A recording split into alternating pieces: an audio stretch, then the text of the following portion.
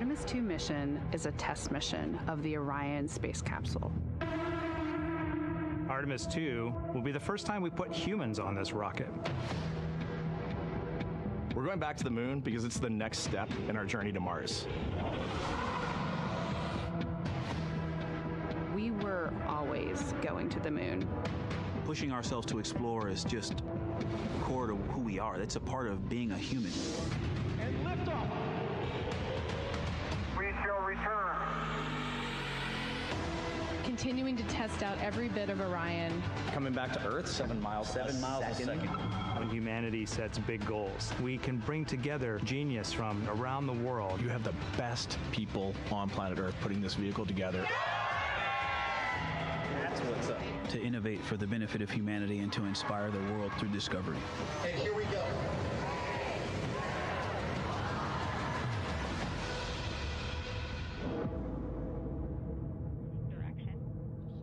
1972, 2:25 p.m. Eastern Standard Time. The Command Module America splashes down in the Pacific with Gene Cernan, Ron Evans, and Jack Schmidt aboard as the Apollo 17 mission came to an end, along with humanity's first series of expeditions to the moon. Today at this hour, you are looking live at our planet from the Integrity spacecraft, heading for a splashdown in the Pacific off the coast of San Diego just 1 hour and 35 minutes from now. And good day from the Artemis Flight Control Room here at the Johnson Space Center in Houston, where the entry flight control team is on duty at this hour, led by Flight Director Rick Henfling, joined on console with the voice you'll hear talking to the crew throughout the course of the day. That is Jackie Mahaffey, second from your left. Everything has gone extremely well as we are closing in on the return of Artemis's astronauts from their flight around the moon and historic lunar flyby that will culminate with that splashdown in the Pacific off the coast of San Diego just 1 hour and 35 minutes from now. And with that, it's a good entry pad, and we can continue in the procedure. Integrity. You're looking at a live view inside Integrity. Reed Wiseman on the left doing a fist bump with pilot Victor Glover on the right, and down in the middeck area just below their feet, suited up in their launch and entry suits, are mission specialists Christina Cook and Jeremy Hansen of the Canadian Space Agency.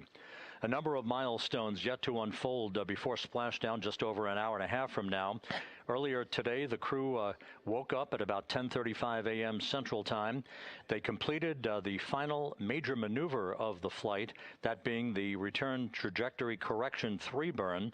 It was an 8-second burn that fine-tuned its trajectory to enter a corridor over the Pacific Ocean a short time from now.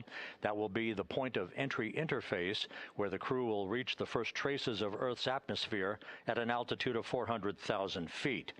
The crew moved into its entry checklist just after 4 p.m. Central Time, suited up in those launch and entry suits, conducted leak checks, and now are in the final stages of their entry checklist. Instruction 115 of entry checklist. SM separation ATP is go. Houston copies.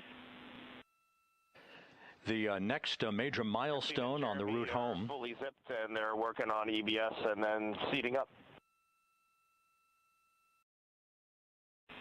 We copy. Thanks for the status.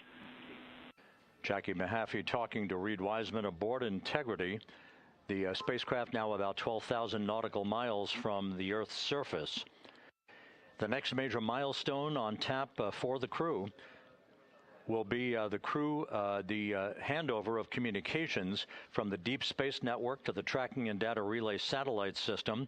The Deep Space Network came into play after the translunar injection burn back on April 2nd that propelled Integrity toward its lunar flyby. We'll be back on the TDRS network here in about 41 minutes. Following that, the next activity will be the pyrotechnic separation of the crew module from the European service module.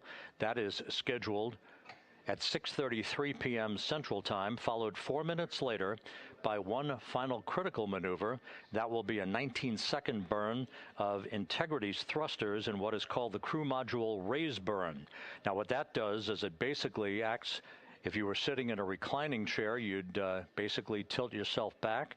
It raises the aft end of Integrity ever so slightly, and that is the final opportunity for us to fine-tune the angle of attack of Integrity through the area of peak heating at entry interface that will come a bit later on, about an hour and 18 minutes from now.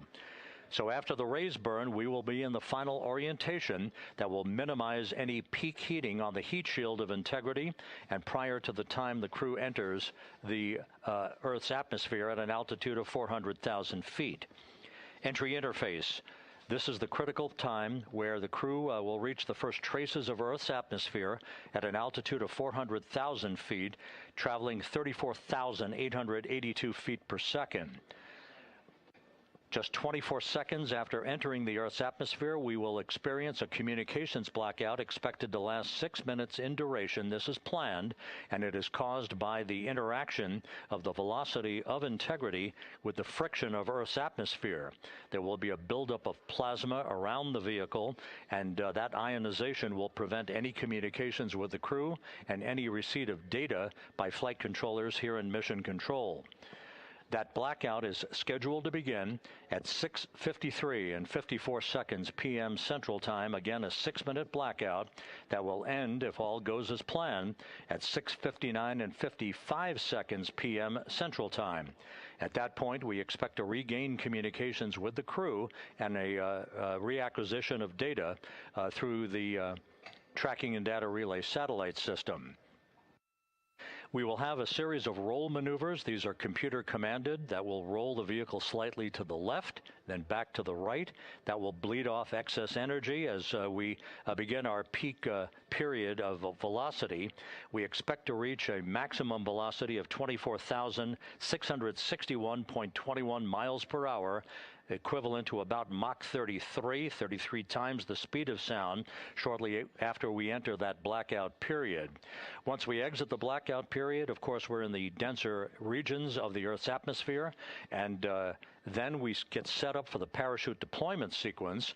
First, the deployment of 3 forward bay cover chutes that will pull essentially the top forward bay cover off the very top of the Integrity vehicle.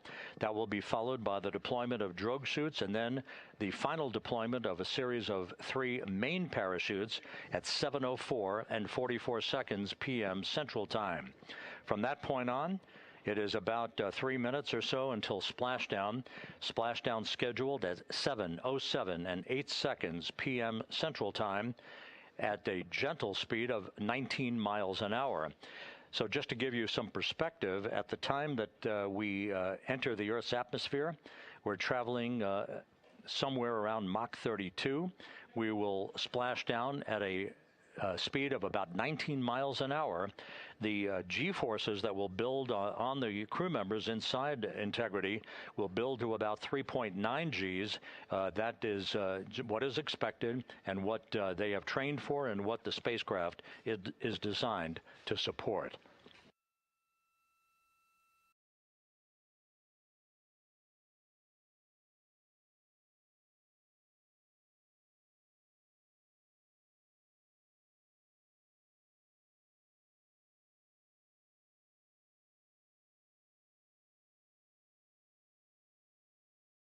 The latest weather forecast out in the recovery zone off the coast of San Diego is a go forecast from our meteorologists here at the Spaceflight Meteorology Group at the Johnson Space Center. And standing by on the deck of the USS John Murtha is my colleague from the Kennedy Space Center, Megan Cruz. Megan?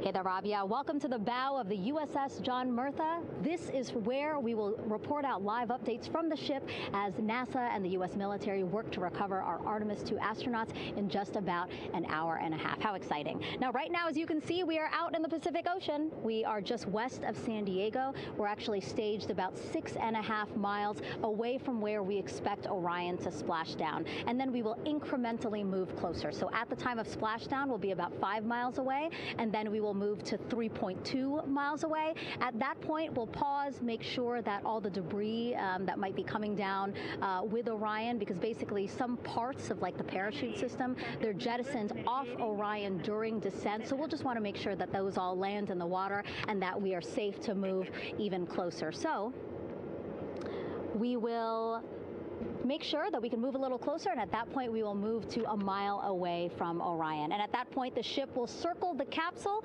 while NASA and Navy recovery forces work to get our astronauts out, and we should have great views of the bow from here. But also we have a ton of cameras all around the ship. For example, we actually have some cameras right to the left of me here on the bow. These are very strong, stabilized cameras. We can really get up close to make sure that we are sharing all the images we have available to you.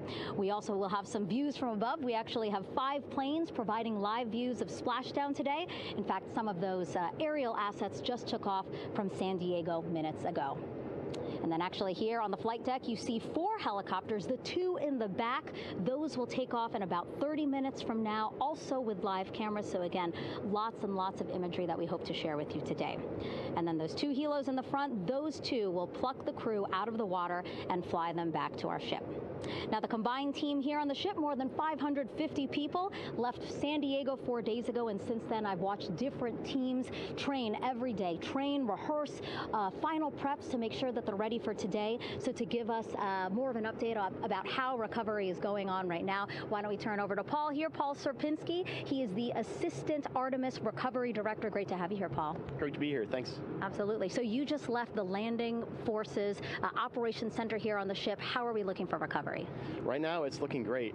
When I left, they were just about to get into weather briefing with Mission Control Center in Houston, but listening to the loops this morning and everything that's been going on, the reentry trajectory correction burn, the return trajectory correction burn went great. They were right down the money, right on the money, right down the middle where they should be coming back. Our forces here are teams out in the water. All our boats are launched or will be imminently. So yeah, it's just coming along great. Yeah. It's really nice to see. We did see some of those boats float behind us. We were hoping to give you a live view, but of course they floated right out of the camera shot as you came to us. But so basically the team right now here on the ship, basically like monitoring mode, but really things will pick up about 15 minutes after splashdown. Yeah, so a couple minutes before splashdown, things start happening really, really fast. Mm-hmm. Some events during the re-entry, they're maybe a second or 2 apart, and so it just takes a whole lot of effort and a lot of updates back and forth between us and Houston to try to keep track of everything that's happening, all in real time. And then after splashdown, that's when the recovery team really kicks into high gear. We have our boat teams, our boat crews going out, our divers doing hazardous assessments as they get progressively closer to the capsule, making sure it's safe for all of our people to go in, and it's also safe for the astronauts to come out, because really at the end of the day, that's what we're here for, is we're to make sure that the astronauts get home safe after their tremendous journey to the moon and back. But then also we have, like you mentioned on a minute ago, all of our imagery helicopters are taking imagery, camera shots of it as it's coming in all the way through splashdown. I mean, they'll see it as soon as it crosses the horizon, all the way to the ocean here. And then afterwards, we have to recover actually Orion to bring it into the well deck of the ship. Absolutely, yeah. And so once the astronauts are safe on board, then those same dive teams are going to transition into securing the capsule. They'll position some equipment around it to kind of facilitate that. The ship will move into position. We'll attach a really big winch line to it, and then a bunch of tending lines. We'll pull the capsule around behind the ship and then start to slowly bring it in.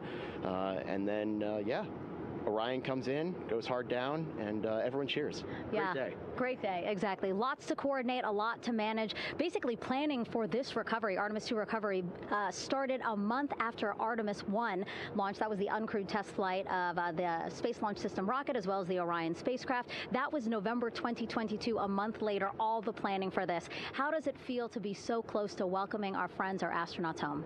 I mean, for the whole team, I walked around the ship this morning just kind of visiting with a lot of people, a lot of groups, and just kind of get the feel of them. And everyone has that same kind of mentality. Everyone's excited, everyone's thrilled to see all all that work that we've been doing, like you said, for the last 3 years, since right after the last one came back till now, and some people even further back. Some of them go back a decade or more. So everyone is just excited and they're ready. They're really ready for this, and just to be able to see our crew come back, that's going to be a thrill for everyone. How are you feeling? Are you ready? Is this something you ever thought you'd be doing? I'm ready.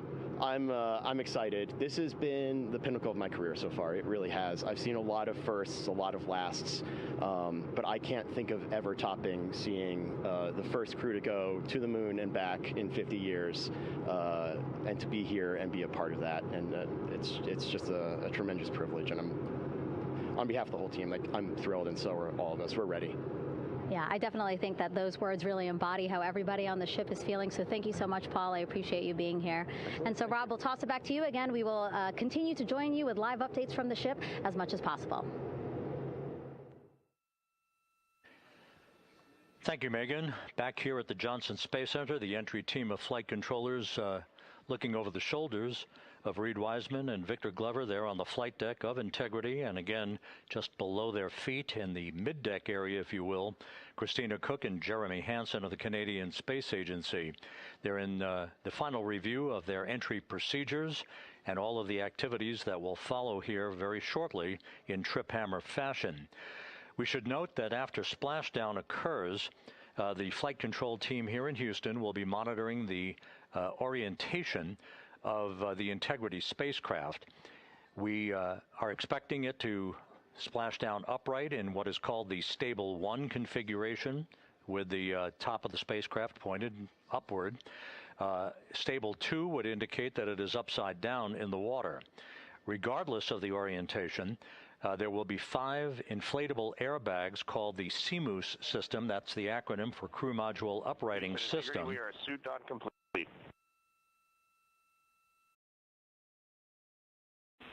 Houston copies.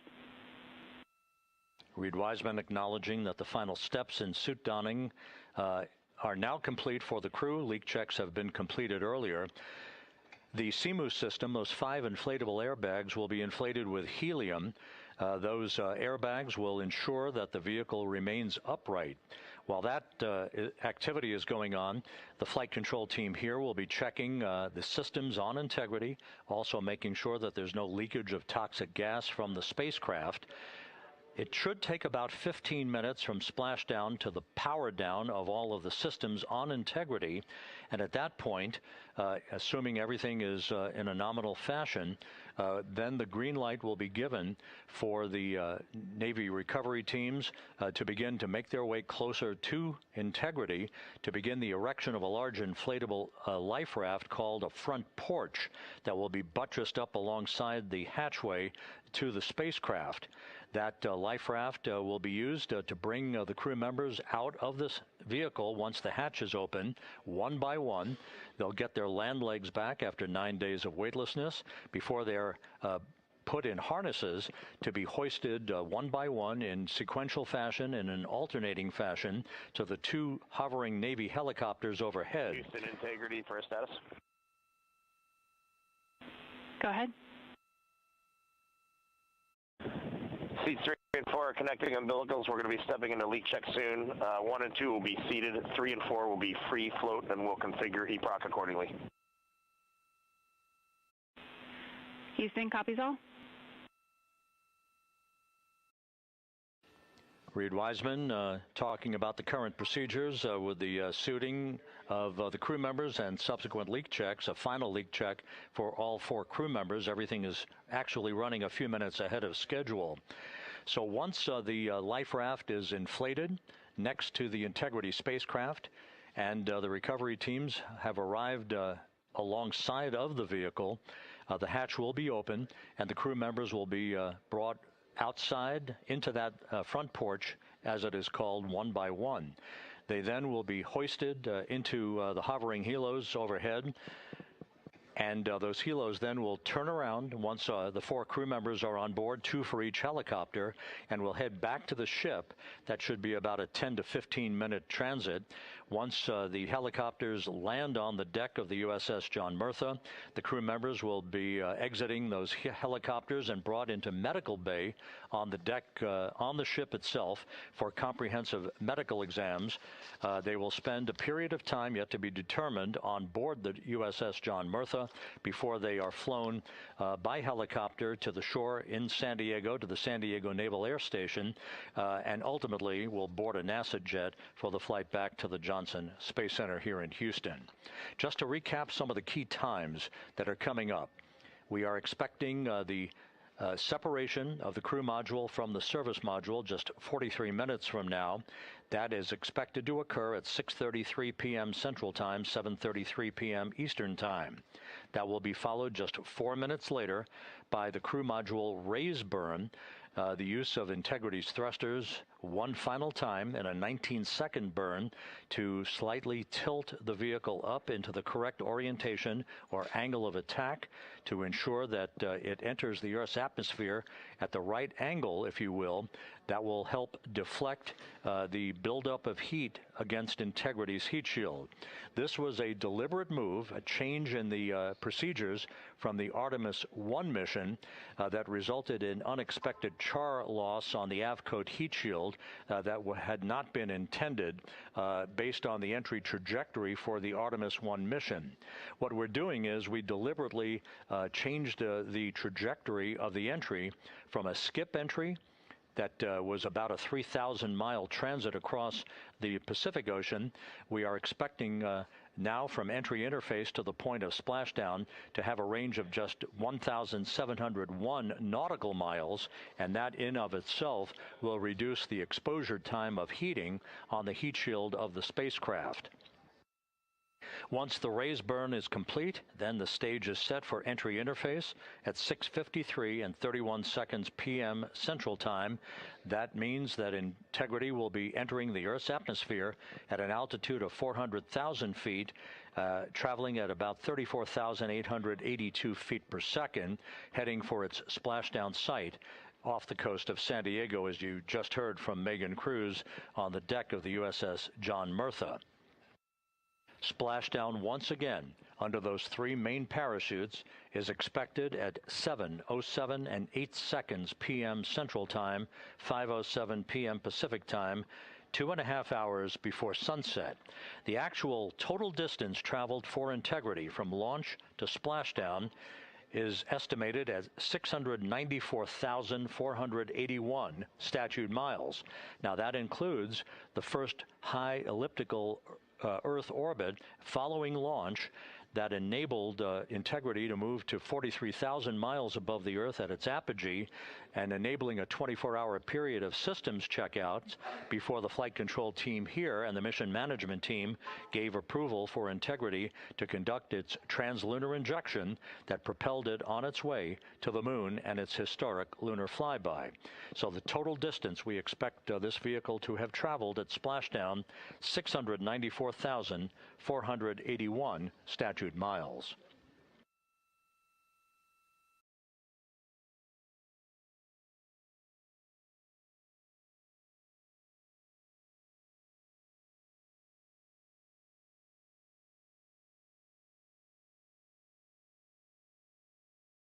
With everything proceeding on track and on time aboard Integrity, the vehicle system's in excellent shape as the Earth grows larger in the field of view.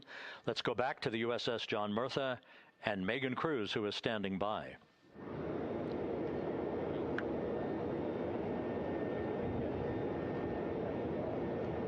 Hey, yeah, Rob, welcome back. Again, we are out in the Pacific Ocean, staged just about 6.5 miles from where we expect Orion to splash down now in just over an hour. How exciting, and the weather awesome conditions here. I know you see some wind blowing around my hair, but really nothing to speak of when it comes to having to recover our astronauts, as well as no waves here, really.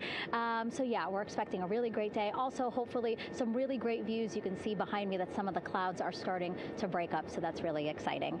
And now, of course, this ship has a lot of people ready and excited to welcome our crew back home, including Dr. Rick Schuring here. He is a NASA flight surgeon. Great to have you here, Rick. You too, Megan. It is a blessing to be out here this day with our teams. We've trained 3 years for this nonstop with the U.S. Navy and along with EGS, and we've so looked forward to this day. And you know, just by God's grace, everything's parting, the skies and everything. The crew's doing great. Looking forward to coming back, and our teams are ready. So this is one of those days you've dreamt about, and now it's finally here, and we're ready, and just thankful to be a part of it. Yeah, and you play a really integral role. When was the last time you spoke to the crew, and how are they feeling in this last hour before splashdown? Sure. Yeah, so the crew woke up, when they splashed down, they were woken up about 8.5 hours ago.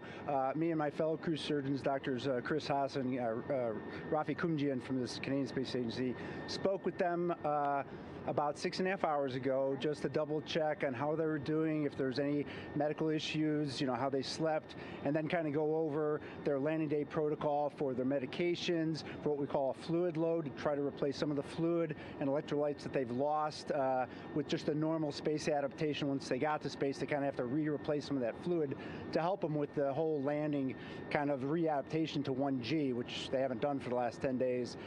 And then just kind of let them know how things were going to play out, you know, out with the open water teams all the way until we finally get to the med deck. So they were very pumped up, very hurried though. They had a lot of cabin configuration, a lot of things to get ready. So they're excited, but also very focused on the job that they had to do. So like again, we've trained a long time for this, and we're ready. And you said some medications. I mean, those are kind of just to mitigate the effects of, obviously, their more than 695,000-mile journey back to Earth. It's just like anti-nausea medication, right? Yeah, exactly, Megan. You know, astronauts are very healthy, fortunately, and even when they come back in reentry, you know, the human system is very kind of dynamic. It has to readapt very quickly, and one of the most common responses they get is just some stomach awareness, to some nausea, even to some vomiting. And you know, with our crews that land out in Karagana, the Soyuz crews or our SpaceX crews, you know, they all kind of experience the same thing. This will be the first time we're landing in water since December 1972, and I worked with all the Apollo astronauts years ago, and they all told me that, you know, landing in the water, especially in the Pacific, can be very provocative. So we take steps to give them medicines to really mitigate some of that nausea, vomiting, help them feel a little bit better, and also sometimes just use a little anti-inflammatory medicine just to help with coming back to 1 Earth, or 1G. The effects of microgravity, especially as you age and you have a little arthritis, you feel great in microgravity, and everyone kind of curses coming back to the ground, like, oh, dang, 1G, but so that helps a little bit. But for the most part, the main thing is just replacing that fluid and then trying to help them with that transition back to 1G, and then we're ready to go. Yeah, and their health is assessed almost immediately after they splash down. Yeah, so we have Dr. Jesse Wang, and we have our independent duty corpsmen, who are the Navy version of paramedics, extremely highly trained, highly experienced Navy medics and divers, who will go out there, open the capsule about 28 minutes after splashdown, and do the first initial assessment. So Jesse and his team will go out there and look at each crew, kind of do their assessments, get vital signs, report back to Drs. Haas and Kumji and I back in the med bay, let them know how they're doing, and then you know, if they've got the normal kind of space adaptation kind of things, we expect that they're good to go on that. If anything, you know, didn't go the way we want, they're all prepared for that as well. And Jesse and his team, I mean, you know, this is their full-time job, taking care of, you know, sailors and folks who might be injured. We don't expect any injuries, but coming back, you know, going 25,000 miles an hour down to, you know, 20, you know, miles an hour is still a dynamic process. I've heard it described as, you know, kind of like a car crash. And then the crew will be ready to go, and Jesse and his team will make that transition to get them out to the front porch, do assessments on them again, call it to our med bay, and then once we have that and they're all good to go and the crew's feeling okay, we'll hoist them up in the helos. It's about a 3-minute flight back to the flight deck, and that's where me and the astronaut chief, Scott Tingle, will actually meet them.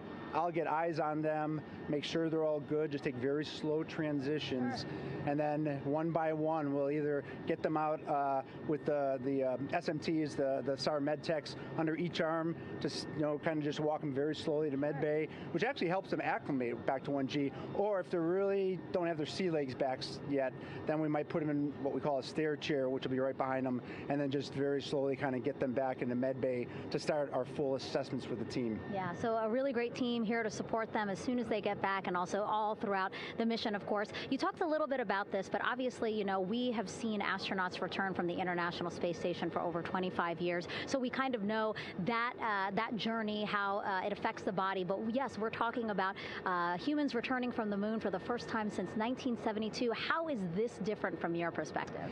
So it's different in one very significant respect. On Apollo, for exercise, they had something called the Apollo Exergenia, which was basically just a little canister with some ropes, and they would have some resistance and kind of do that. And the Apollo astronauts really liked that. They liked the ability to exercise, because you decondition from a musculoskeletal standpoint, you lose your strength and your stamina very quickly.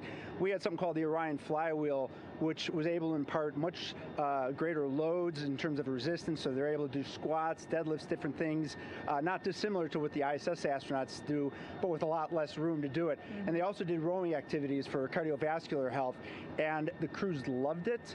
But for the lunar crews, the future lunar crews, maintaining that physical conditioning, which our astronaut strength conditioning rehabilitation specialists, affectionately known as the ACERs, back in Houston, really work hard to get them in the best shape they're going to have to be in to get to the moon. That device hopefully will maintain that. And Apollo only had about a 4.3-day journey to the moon. Our astronauts are going to have about a 10 to 14-day journey. Right. So maintaining that physical fitness, that strength and stamina is going to be crucial for the success of being able to do those very physically demanding lunar EVAs. Right. So we're very excited about what the astronauts have said about the device and what they have to say about the role exercise plays, going to the moon. And also the mental benefit. Sure. They just really like sweating, breaking the sweat, and actually just feeling like they're just getting a workout. Right. So thank you so much, Rick. I really appreciate it. I know they're going to be in good hands, so we'll let you get back to it. Thank you so much. Megan, thanks for the time. Back to you, Rob. Okay, Megan, back here in Mission Control in Houston. Everything is moving along in order. This view of Reed Wiseman on the left, Victor Glover on the right. We have good suit leak checks. Everything aboard integrity is in excellent shape. The vehicle, with the Earth growing larger and larger in the field of view, we're now just about 8,200 nautical miles away from Earth and closing in for a splashdown just 1 hour and 5 minutes from now.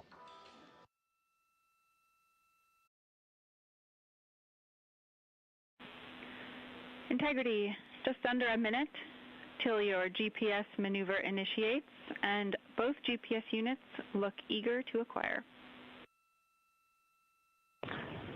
Outstanding. Seats 3 and 4 are working on seat strap in now. Houston copies.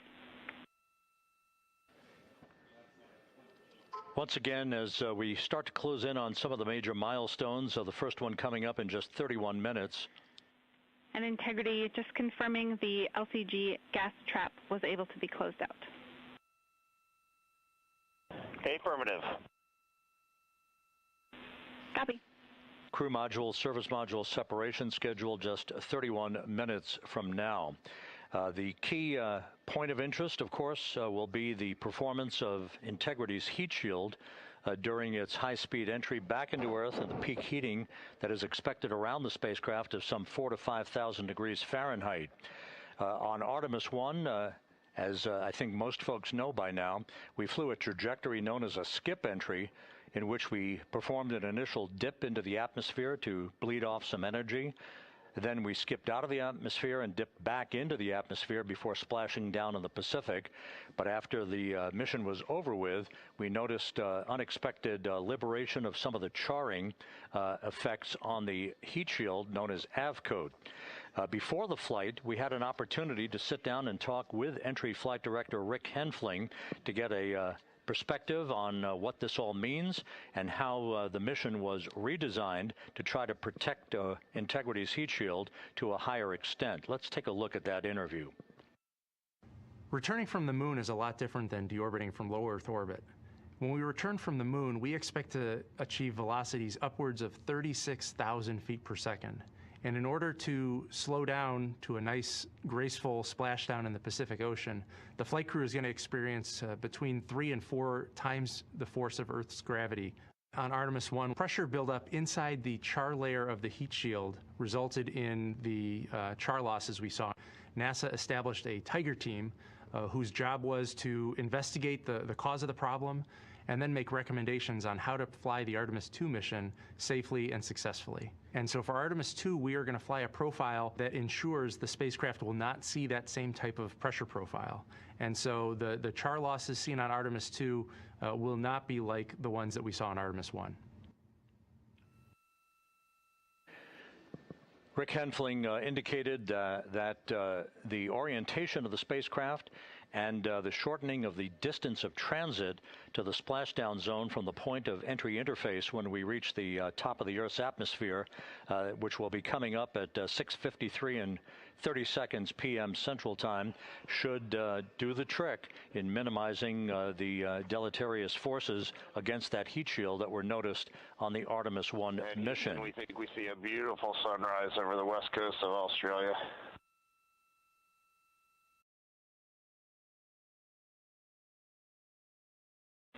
We copy.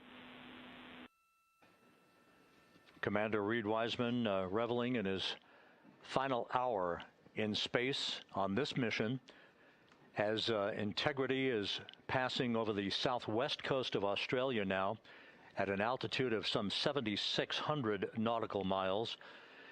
That will begin the southwest and northeasterly transit across the Pacific Ocean.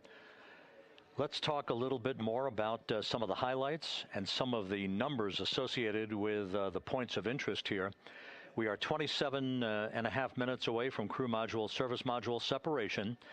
That will be followed about 3.5 minutes later by the raise burn that we've discussed, a 19-second burn of Integrity's thrusters to fine-tune its angle of attack as it enters the Earth's atmosphere.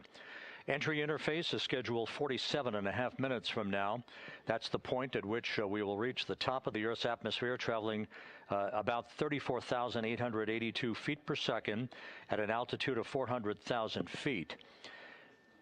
Just 24 seconds after entry interface, we will begin a blackout period of 6 minutes in duration at 6:53 and 54 seconds p.m. Central Time.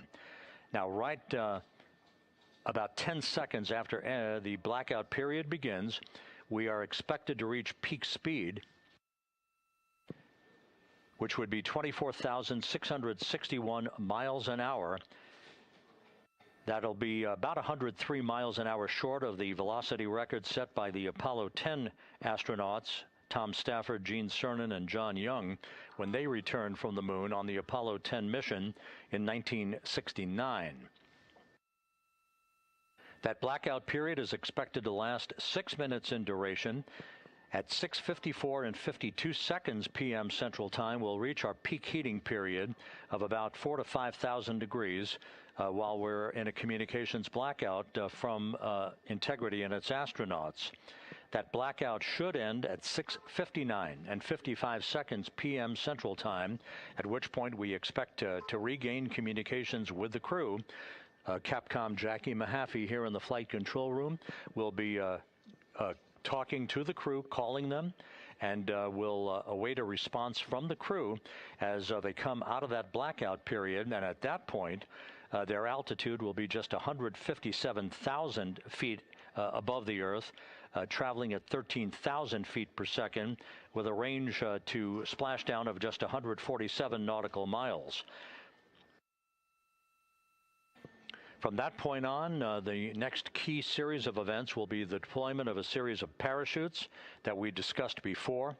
First, the forward bay cover chute deploy that will pull the forward bay cover away from the top of Integrity, followed by drogue chute deploy and then the main chute deploy that's expected at 7:04 and 44 seconds p.m. Central Time.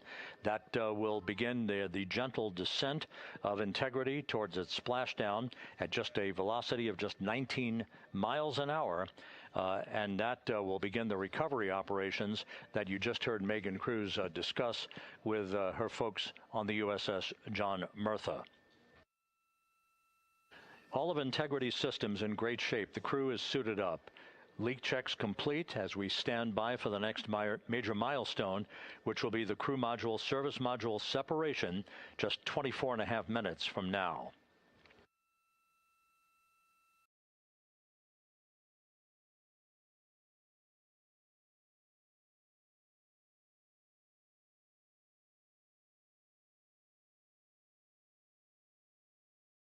All of the activities from the start of entry interface to the point of splashdown will be quite rapid fire, just 13.5 minutes from the point at which we begin descent into the Earth's atmosphere till splashdown.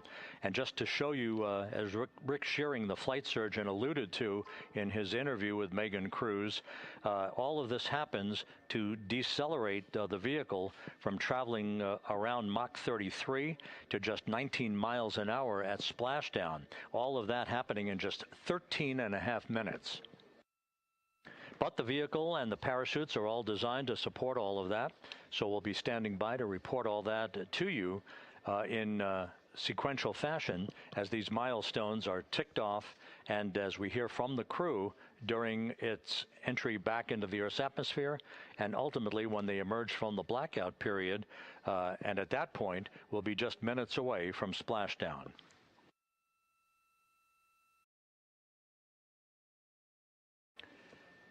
So with all of those preparations ongoing, we can return here briefly for another report from the USS John P. Murtha and Megan Cruz. Megan?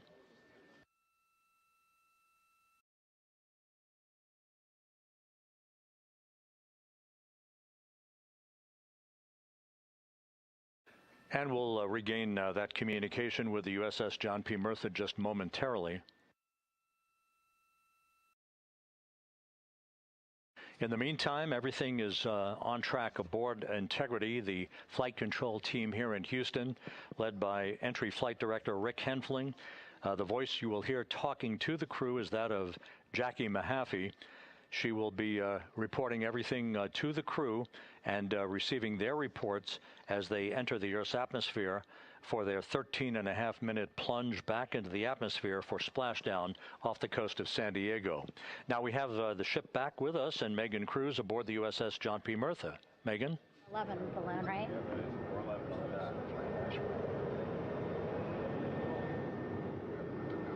Hey, Rob, yeah, the excitement is really building here on the ship. I'm watching right now one of the weather balloons being lofted up from the ship. Again, weather balloons, very important for us to make sure that we are tracking the right kind of weather and also the data that's needed for what's called our Sasquatch team. Again, it's a team out of NASA that basically makes sure that the debris that comes off of Orion, again, some of those pieces of the parachute system, make sure that they don't fall on us here in the sea, and also our aerial assets, our folks in helicopters. So watching that float away right now. But with me right now is Captain Eric Kenny.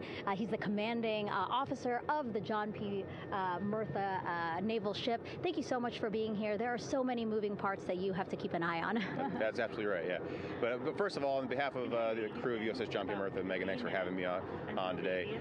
Happy to tell you what we're doing and excited to get the interview started. Yeah, absolutely. Why don't we actually take a look at the flight deck here? We'll start there. Basically, we also, while watching this weather balloon float away, we noticed all 4 helicopters leave the flight deck. We now have an empty flight deck. We had 2 imagery helos as well as the 2 crew helicopters that will go recover the crew. This is just one of the many things that, again, our ship of 550 people, it's something that you oversee as commanding officer. Yeah, absolutely. Every commanding officer, I would say really every naval service member, our priority is always safety. And as the commanding officer, I take that as one of my primary roles here on board. Mission accomplishment is important, safety always. So my day really has, I would say my message to the crew has sort of changed over the past 24 hours. As we're leading up to today, we've been building up the excitement and motivating the team for the training that we've executed. But really over the past 24 hours, now I'm trying to get us to slow down a little bit. Trust our training, right? Don't believe all the hype. Don't believe everything that's going on. Just let's trust what we've done to get to this point, and if we do that, we'll be successful today. Mm-hmm. And also part of the big success is obviously the coordination between NASA and the U.S. military. How does it feel being able to support the human space program we have? Yeah, I mean, since 1959 with Mercury, Gemini, Apollo, the history between NASA and the Navy has been in lockstep. But like any other skill, if you don't practice it regularly, that skill atrophies. So we've had a few decades off from that. But, over the past 4 or 5 years, really with this ship over the past year, we've constantly trained and working for this moment right here. Building up the hype, but to get to this point today, to be able to trust all the training we've done. We've worked with, working with NASA, the Air Force, the medical team, dive team. You want to talk about high-performance organizations coming together, working in unison? We are seeing that here on board the USS John P. Murtha, and I can't be more proud of all the work everyone's doing.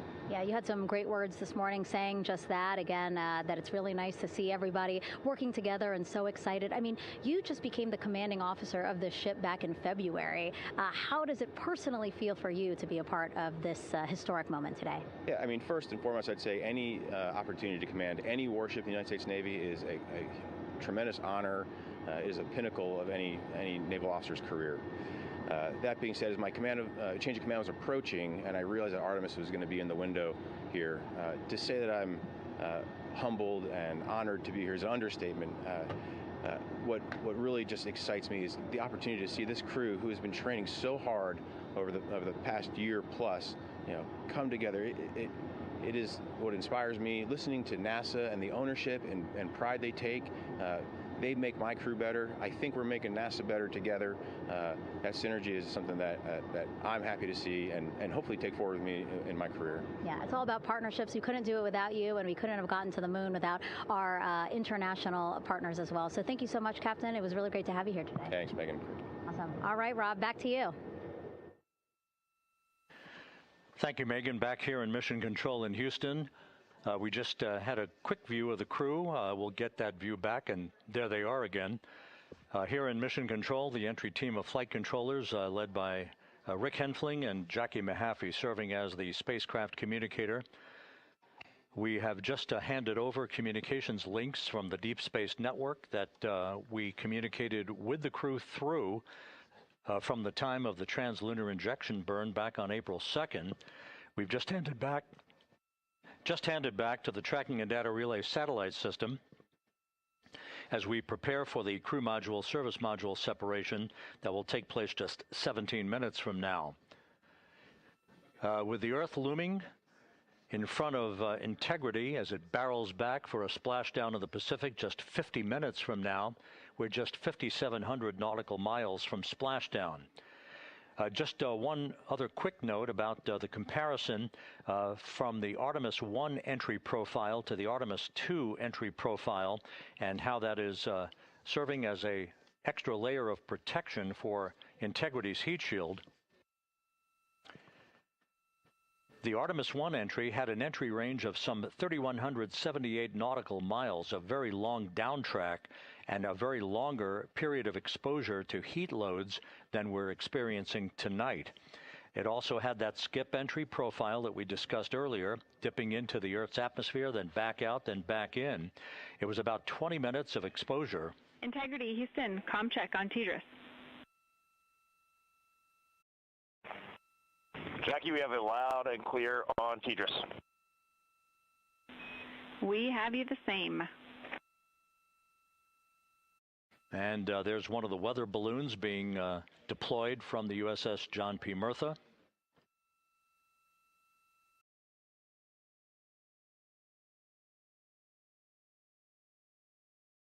So the Artemis I entry had the vehicle. The update on GPS, we haven't seen a track in yet.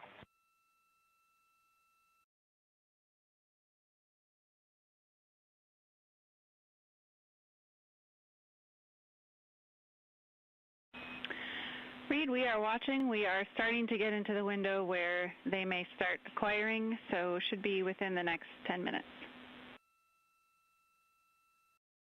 Okay, sounds good. We're holding at step 17 and getting ready for CM-RCS hot fire.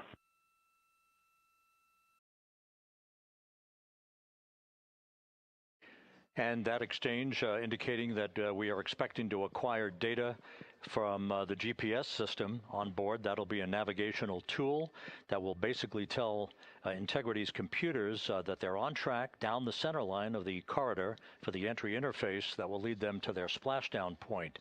Once again, the Artemis I entry exposed the heat shield for about 20 minutes of peak heating. For Artemis II, we're going to reach a downtrack distance of 1,701 nautical miles from the point of entry interface, with just 14 minutes of duration.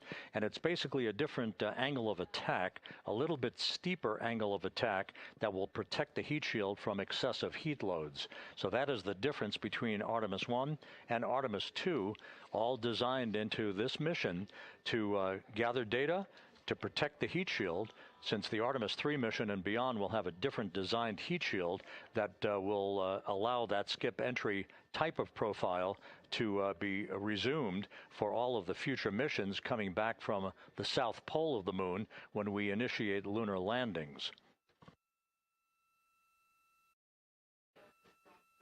So we've handed over to the tracking and data relay satellite system. That's where we'll have communications for the rest of the flight. Just to give you some time hacks here, we're 13.5 minutes away from crew module, service module separation, and just 17 minutes away from the raise burn, that 19-second firing of the thrusters that will basically be the final fine-tuning of the angle of attack for Integrity as it enters the Earth's atmosphere.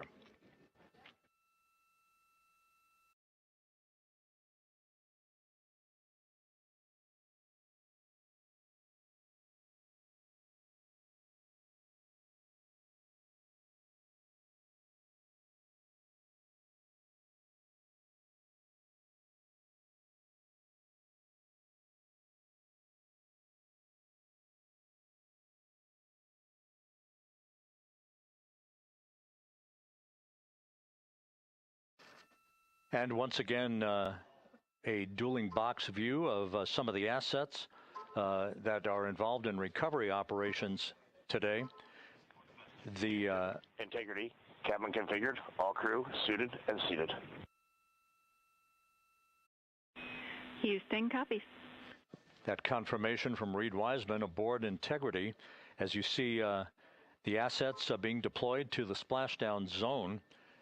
At the time of splashdown, we expect the John P. Murtha to be about 5 miles away from Integrity, keeping a safe distance until we are sure that the vehicle is in the water and upright, and that it is in a good configuration system-wide for the recovery teams to begin to approach the vehicle to erect that inflatable raft. 2 minutes to CM-RCS warm-up hot fire. We're ready. That call from spacecraft communicator Jackie Mahaffey indicating that we're 2 minutes away from a quick burst of the reaction control system. Thrusters, that will be a hot fire test prior to the separation of the crew module from the service module. The European service module has performed flawlessly throughout this flight. Everything, all the burns that had been prescribed for that service module have been executed on time and without a problem. There is the European flight control room that has overseen the manufacturing, the design of the European service module. They deserve quite a bit of credit on this mission for not only propelling the Integrity and its astronauts toward the moon, but also conducting the fine-tuning of its trajectory to bring it to this point where we are dead spot on down the middle of the corridor trajectory-wise to bring Integrity down for its splashdown in the Pacific just 44 minutes from now.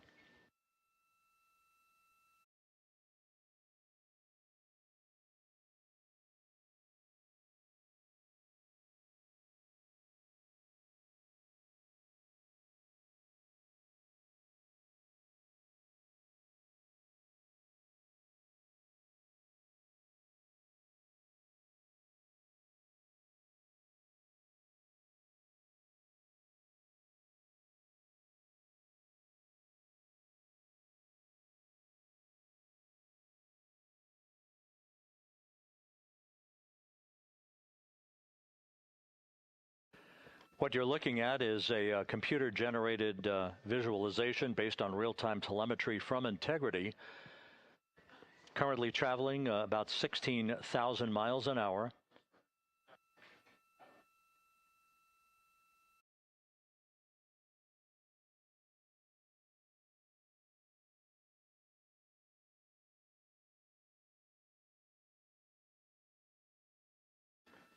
Integrity traveling about 16,000 miles an hour. For the prop cautions, we're taking a look. Copy that. Now just about 5,100 miles from Earth. Splashdown scheduled 43 minutes from now. We're just 9.5 minutes away from the crew module service module separation.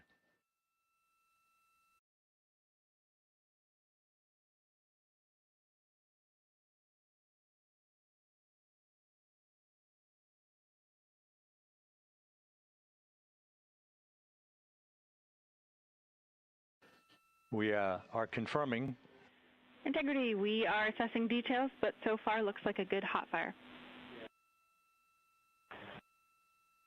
Looks good on board, Jackie. Thank you. And Jackie Mahaffey took the words out of my mouth. I was just about to say that we had a good hot fire test of the thrusters in advance of the crew module service module separation that's coming up just 8.5 minutes from now. This will begin the period in which we will have rapid-fire succession of critical activities on board that will lead to entry interface just 28 minutes from now, where the vehicle will enter the Earth's atmosphere at an altitude of 400,000 feet. The time of entry interface, 6:53 and 30 seconds p.m. Central Time.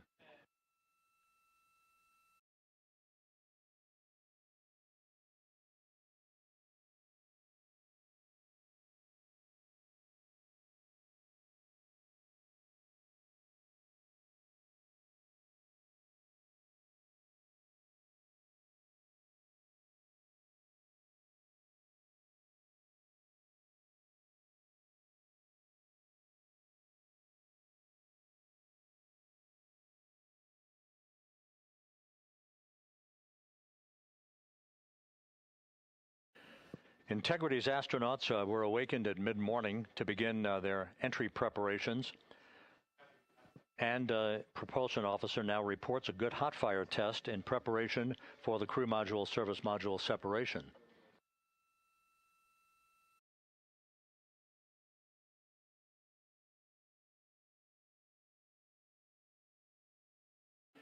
We're now inside 41 minutes until splashdown. Integrity Houston, we have confirmed a good CMRCS hot fire, and although we are not seeing GPS acquired yet, you can skip the troubleshooting steps in 157 for now. Integrity copies.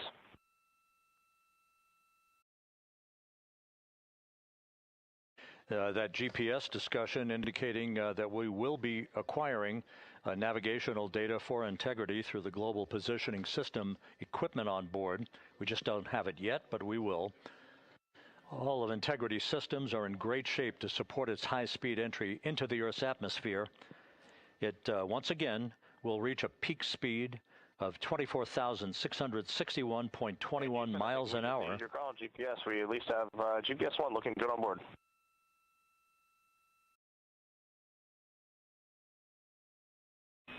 We are confirming.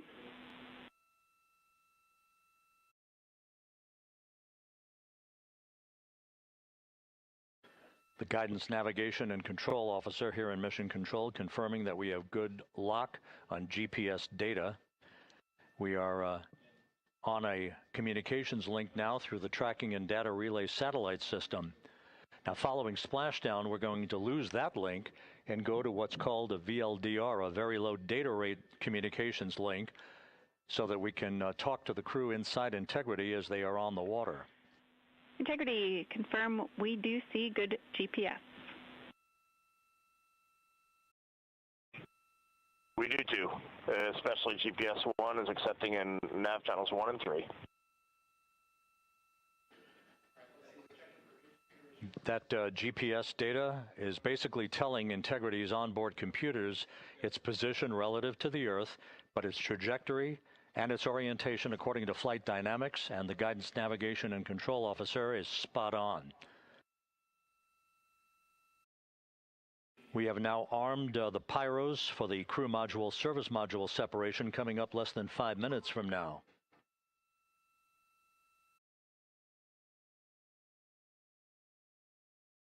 Once again, just 10 seconds after entry interface, we will see Integrity reaching its peak speed of 24,661.21 miles per hour. That will be just seconds before we begin a 6-minute blackout period. Integrity, Houston.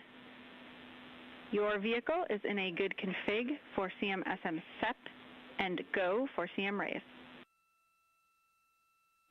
Houston, we see the same on board and copy go for CM raise.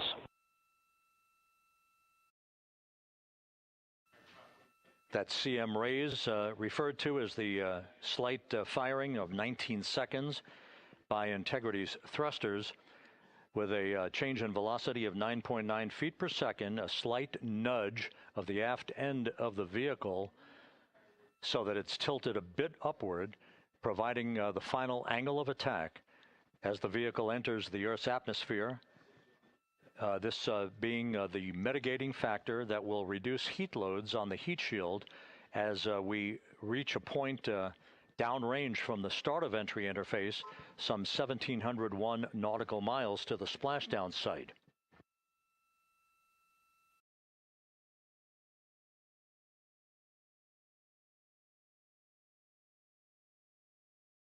Integrity systems in excellent shape. We are currently 3,300 nautical miles left in this mission. Splashdown scheduled 36 minutes, 39 seconds from now.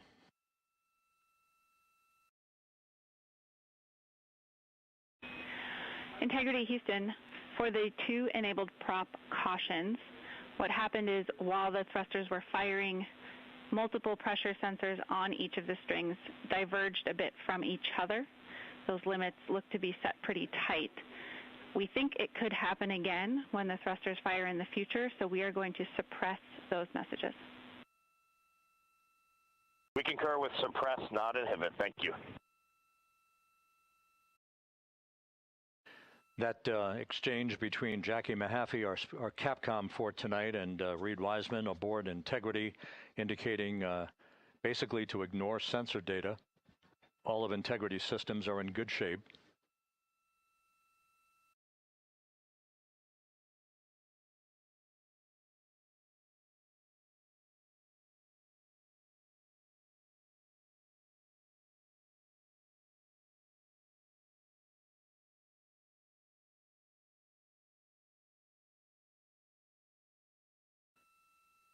Now, coming up on about 90 seconds till the crew module, service module separation.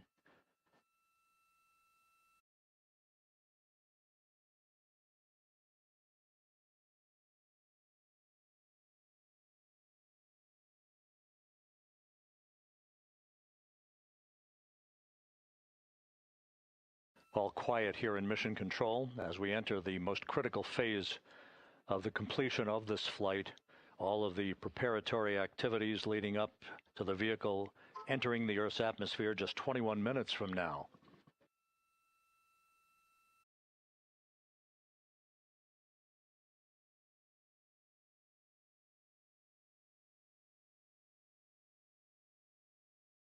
Coming up on 1 minute.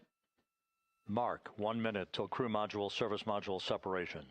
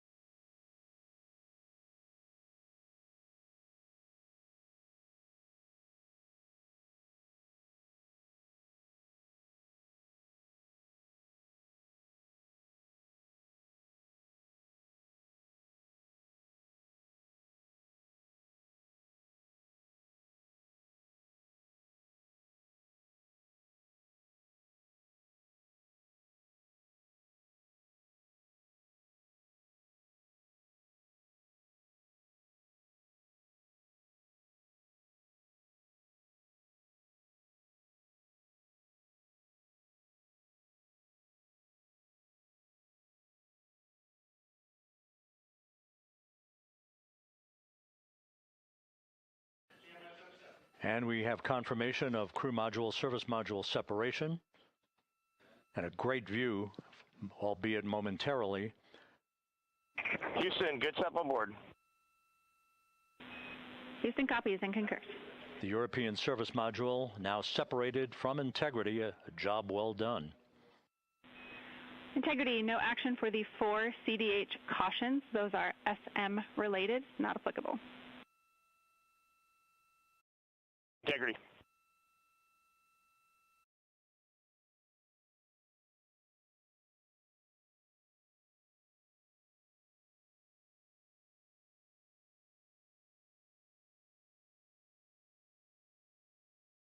So, with Integrity now flying free on its own for the remaining 32 minutes of this mission, next up, the raise burn, a 19-second firing of Integrity's thrusters. Good GPS 2.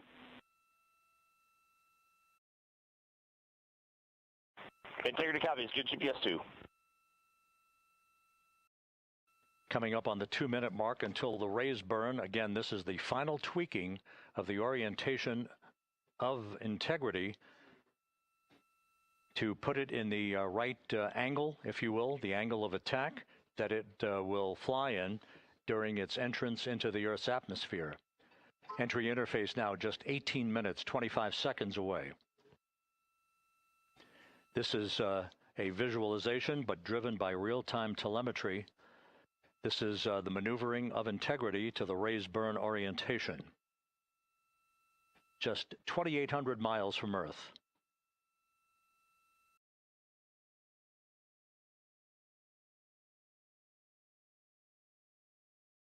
Houston, we got a great view of the European service module out the window with the sun hitting the side and the solar rays and the NASA worm right there. It's a beautiful looking machine.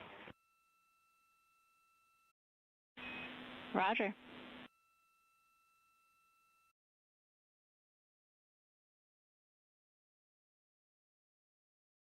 And we have completed the maneuver to the raise burn orientation, 1 minute away from the raise burn.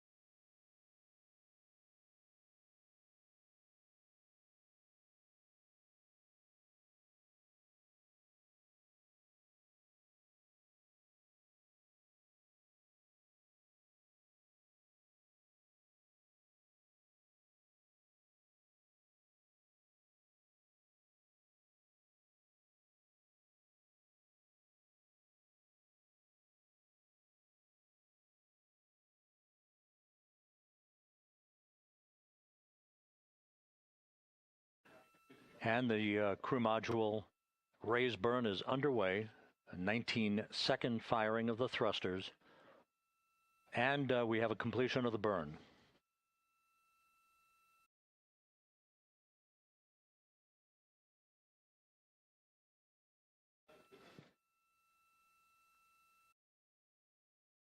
Integrity, good. CM raise burn. Your flight path angle is within limits.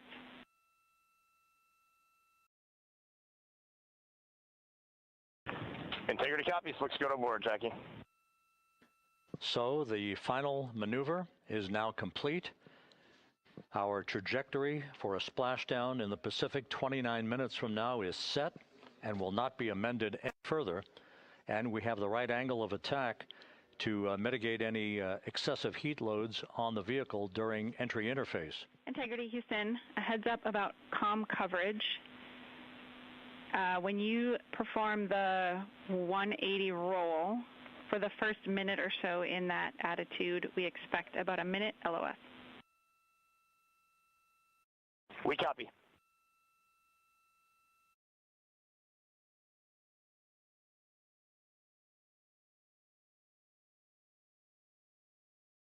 So for those who are watching, The series of events coming up, we will enter the first traces of Earth's atmosphere 14 minutes, 45 seconds from now. 6:53 and 30 seconds is what is pegged for entry interface at an altitude of 400,000 feet, traveling at approximately 34,800 feet per second, range to touchdown or splashdown 1,701 nautical miles.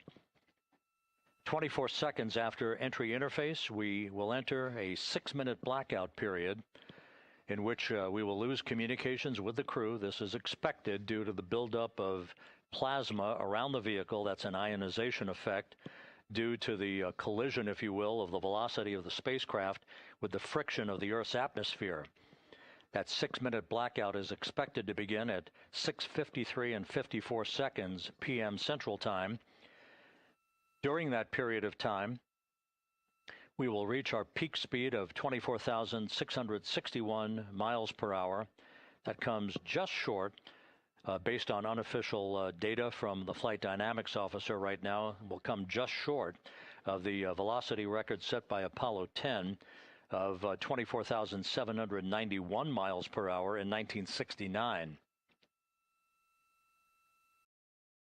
We expect peak heating on the vehicle at 6:54 and 52 seconds p.m. Central Time, a minute and 22 seconds into entry interface. At that point, we will be just 204,000 feet above the Earth, traveling at 33,000 feet per second. The blackout period is expected to last 6 minutes. We expect that blackout period to end at 6:59 and 55 seconds p.m. Central Time.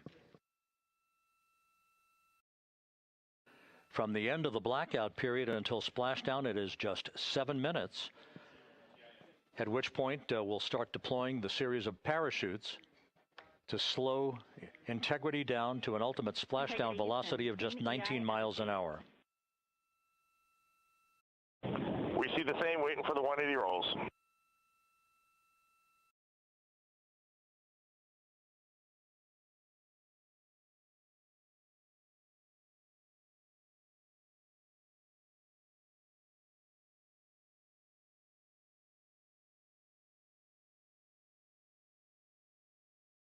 The parachute deployment sequence, once again, will come in several segments, but in rapid fire succession. And we have a great view of the moon out window 2.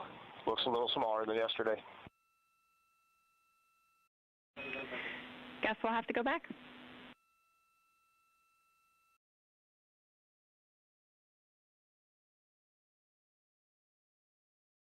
Reed Wiseman and Jackie Mahaffey exchanging discussion on a view of the moon that Integrity's astronauts are seeing in the final minutes of this mission that will be completed with splashdown just 25 minutes from now.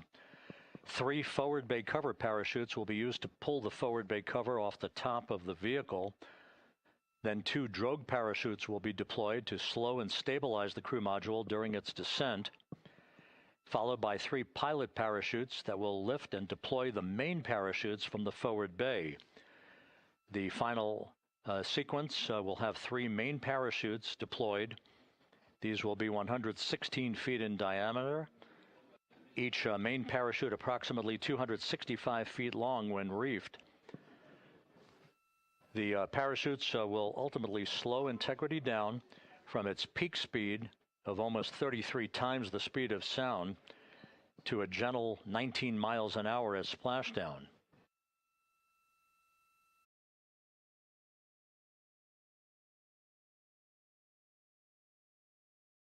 The vehicle is now currently in a roll to the proper attitude for entry interface. Our trajectory is right on according to flight dynamics.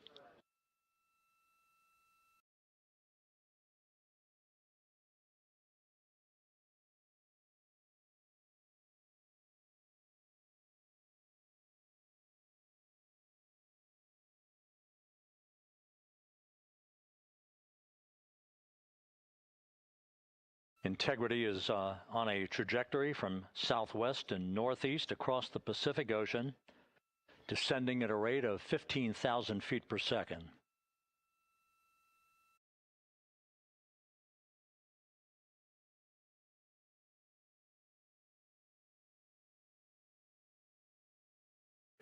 Range to touchdown 4,300 nautical miles, all the systems in excellent shape.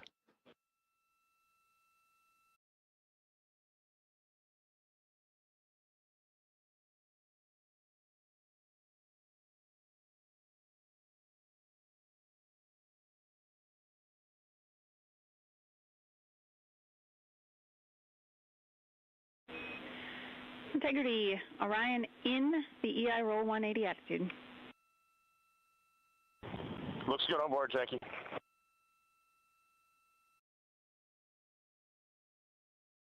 This view out of one of Integrity's windows. We had a call for 3 good baros. Those are barometric pressure sensors that feed altitude and rate of descent information to Integrity's computers that will trigger the parachute deployment sequence. We are less than 9 minutes away from entry interface, 22 minutes from splashdown.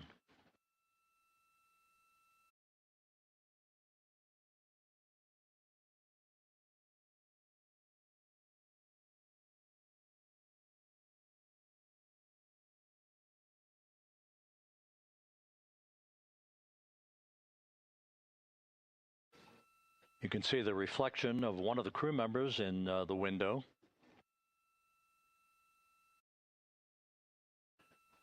Out in the Pacific, the weather conditions remain go.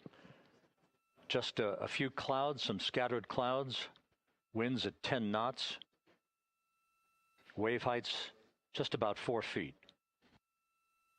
A gentle day in the Pacific for the homecoming of Integrity's astronauts.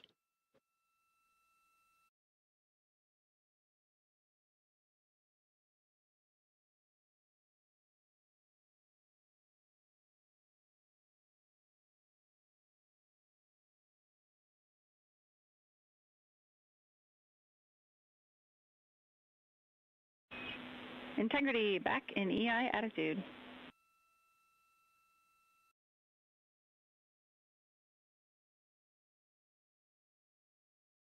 We see the same on board, Jackie.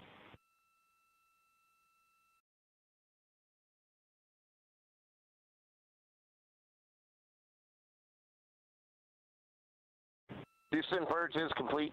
Crew and vehicle are configured for entry. Houston copies. And we're in step 37, transferring nav state to BFS.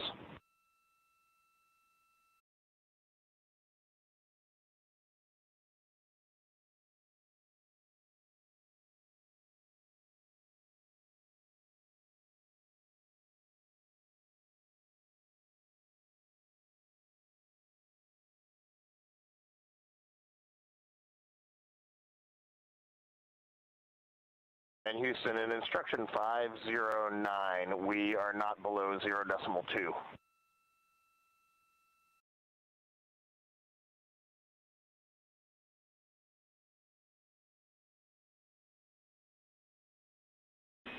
Integrity, no action required. Integrity.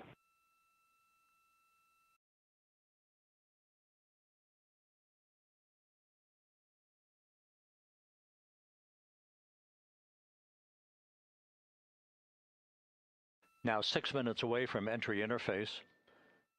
We will hit the first traces of Earth's atmosphere at an altitude of 400,000 feet, traveling about 34,882 feet per second. Range to splashdown at that point will be 1,701 nautical miles.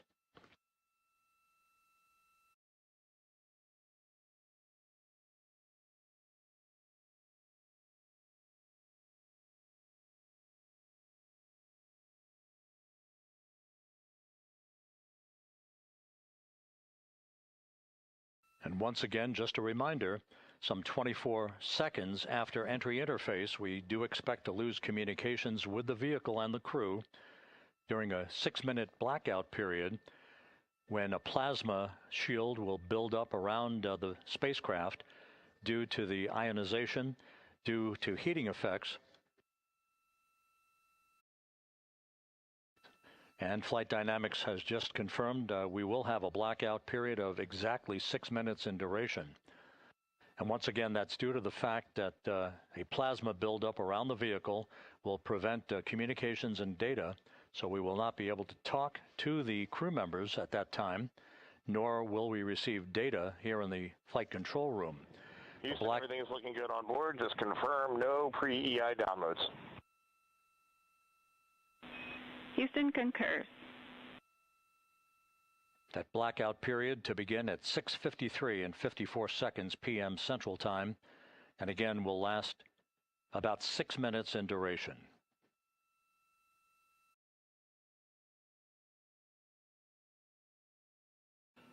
We're 4 minutes away from entry interface.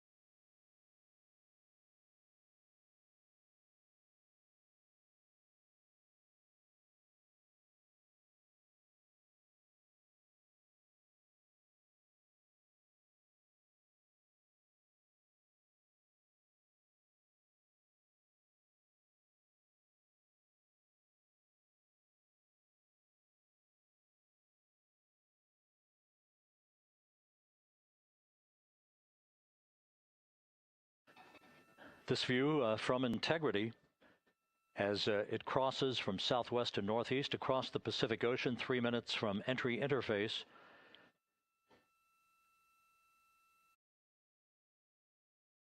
"16.5 minutes till splashdown.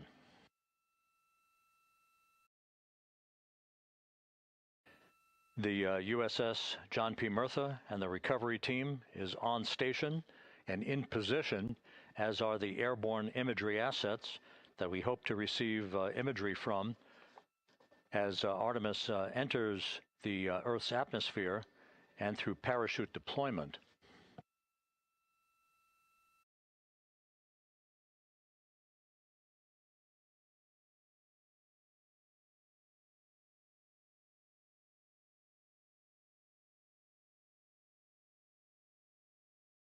All of Integrity's systems are in great shape. The crew is ready to complete its mission just 15.5 minutes from now.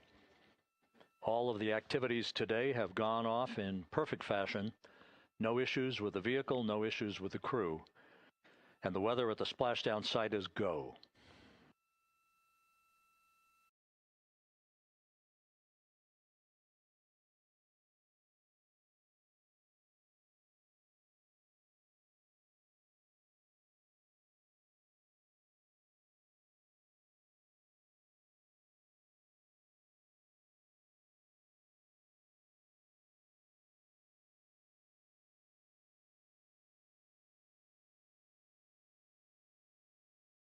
Coming up on 1 minute until entry interface.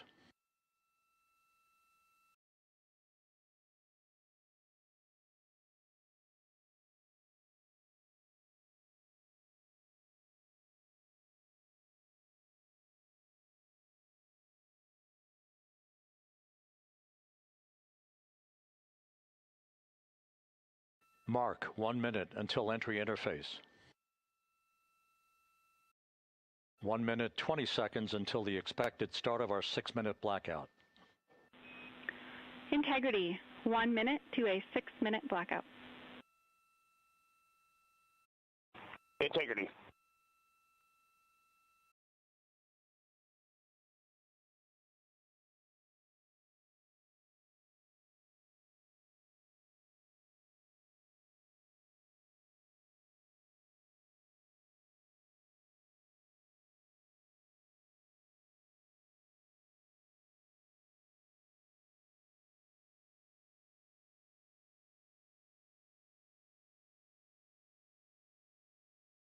Ten seconds till entry interface.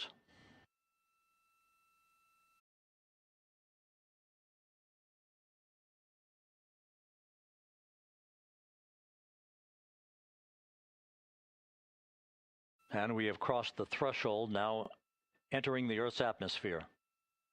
We're at 400,000 feet, traveling 34,800 feet per second.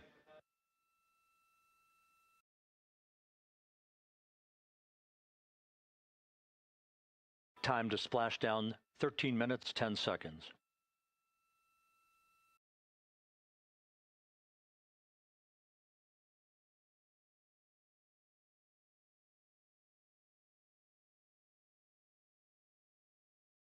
And as predicted, we've entered our communications blackout. This will be a 6-minute blackout period. No voice, no data from the crew.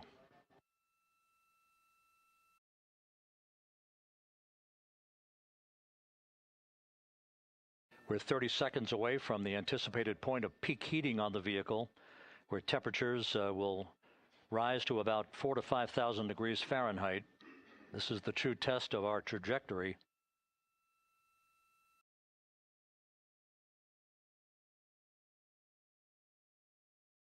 And from the G5 aircraft in the vicinity of the splashdown zone, this view of integrity.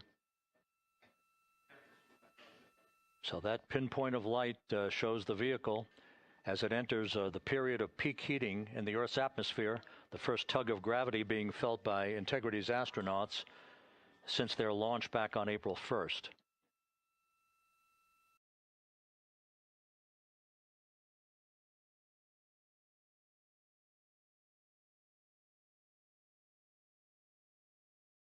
Four and a half minutes until the end of the blackout period. Time to splashdown, 11 minutes, 33 seconds.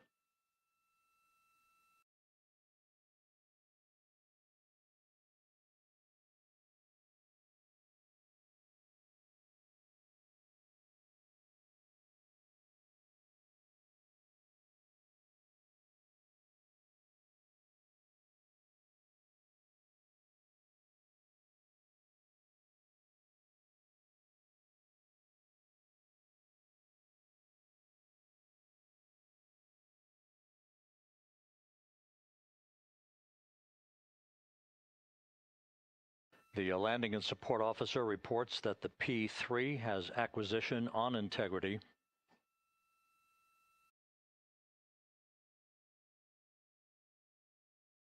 Three and a half minutes left in this blackout period.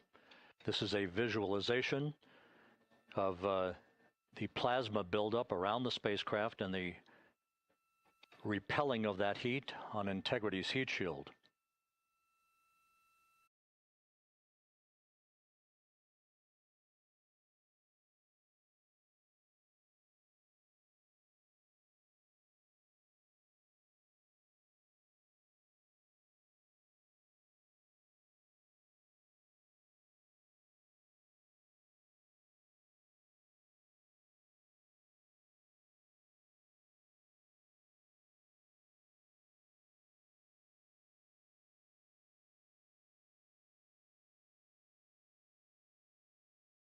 Flight Dynamics reports that airborne assets in the vicinity of the splashdown zone do have a visual on Integrity. Still 2 minutes and 40 seconds left in our blackout period. Time to splashdown, 9 minutes, 35 seconds.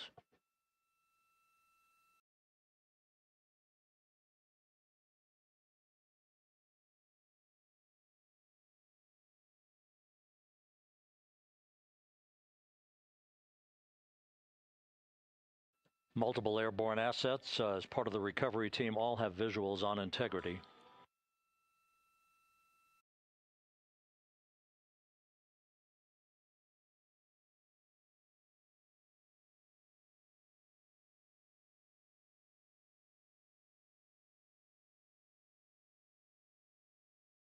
And the WB-57 flying in the splashdown zone also has a visual.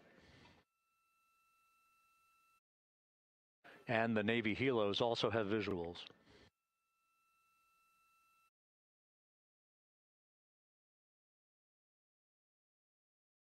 We're still in the blackout period. Still do not have communications from the crew.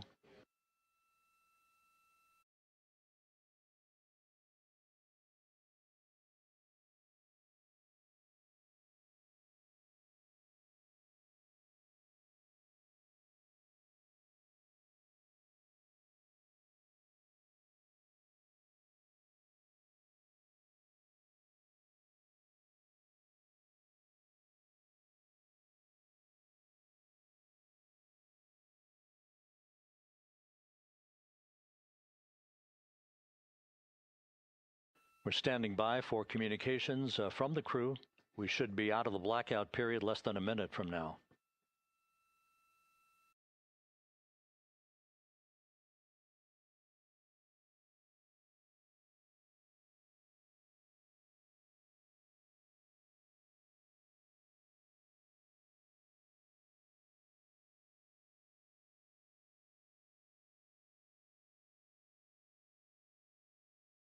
We are now processing data from integrity.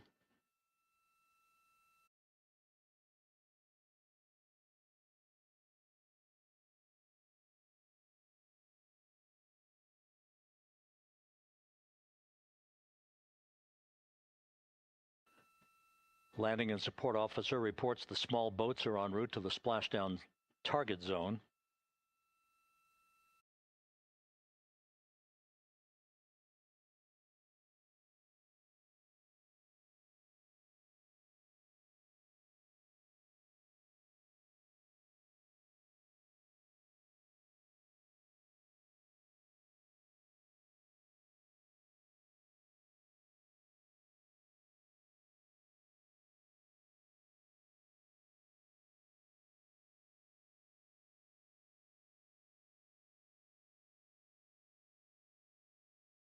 Passing through 150,000 feet, our trajectory is perfect. We're getting intermittent views of integrity. Still waiting to establish voice communication.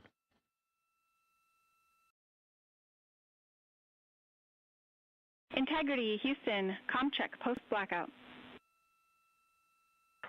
Houston, Integrity, we have you loud and clear.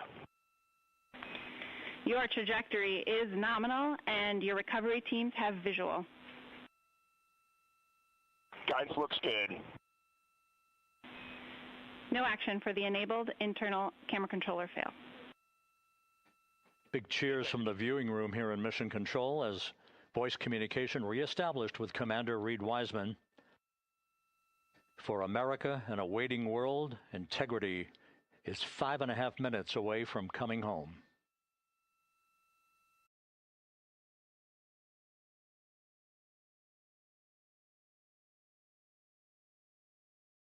Passing 100,000 feet now. Range to splashdown 19 nautical miles.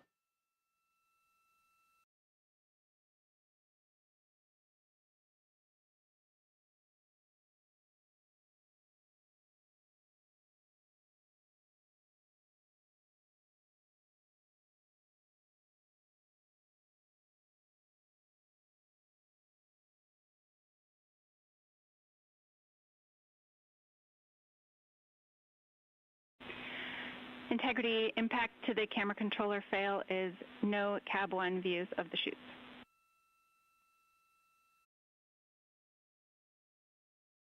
Integrity. We're processing good data through the GPS system. A good view of Integrity, time to splashdown 4.5 minutes.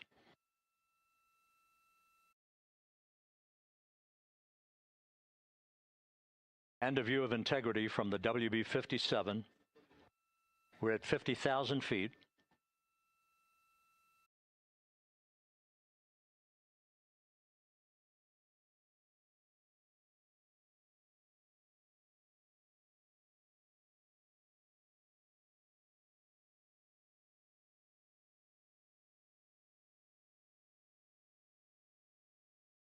The pyros are armed for forward bay coverage jettison.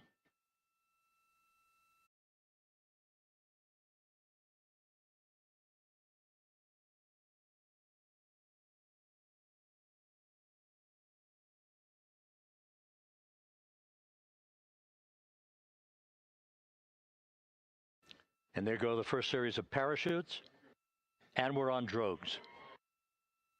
And Houston, we're visual 2 drogues out the window. 2 good drogue chutes. Next up. We copy, we see them. Next up, the deployment of pilot parachutes that will pull the main chutes out. Time to splash down 3 minutes and 10 seconds.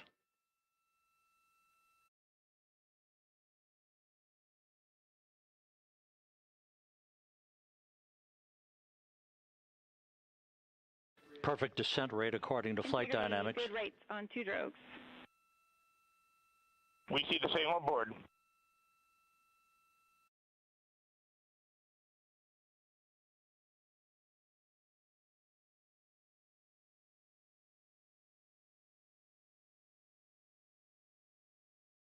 Passing through 10,000 feet, still on drogues.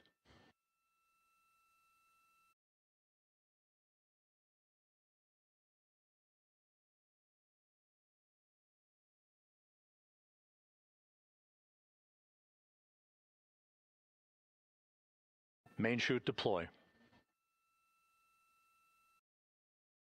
We're at 5,000 feet.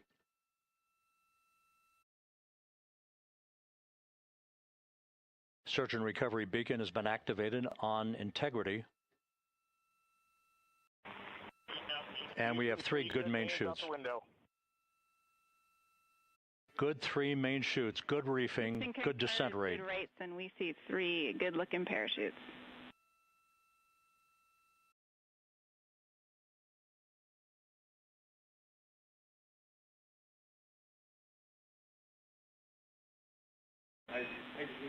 Integrity. Cabin pressure indicates no need for hydrazine checks. Integrity copies. This is a perfect descent for integrity. Its crew sounding hale and hearty on board. Time to splash down 1 minute, 15 seconds.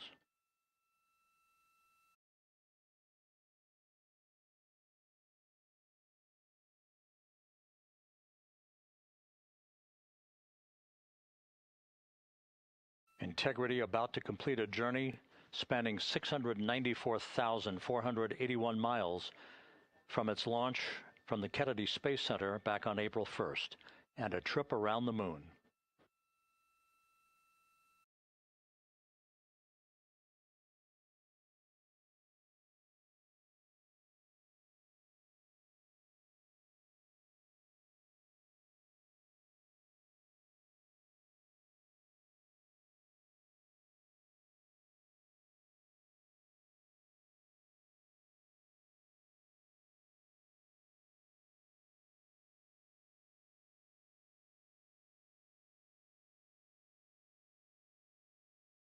Passing through 1,000 feet.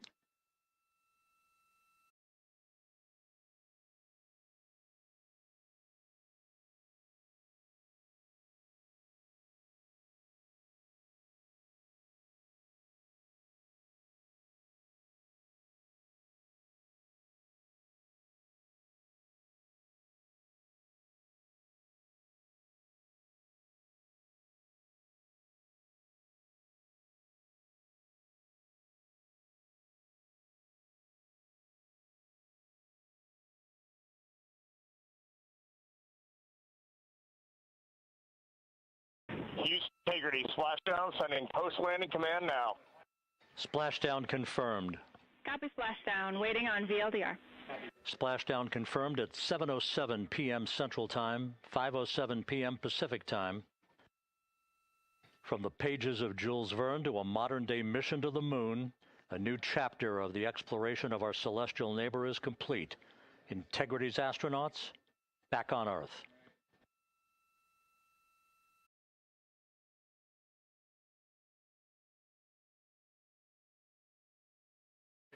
And the landing and support officer reports the vehicle is stable 1. We still will be deploying the crew module uprighting system to maintain that orientation. A perfect bullseye splashdown for Integrity and its 4 astronauts.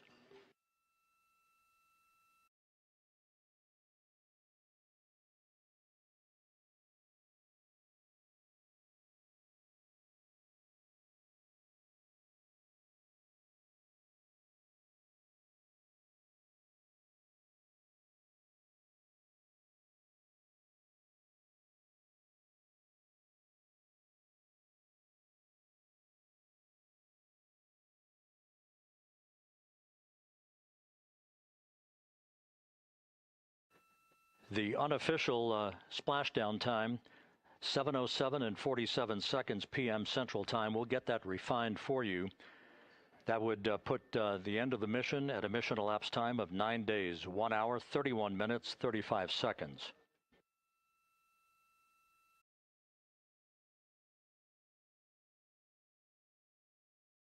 And we're configuring for very low data rate.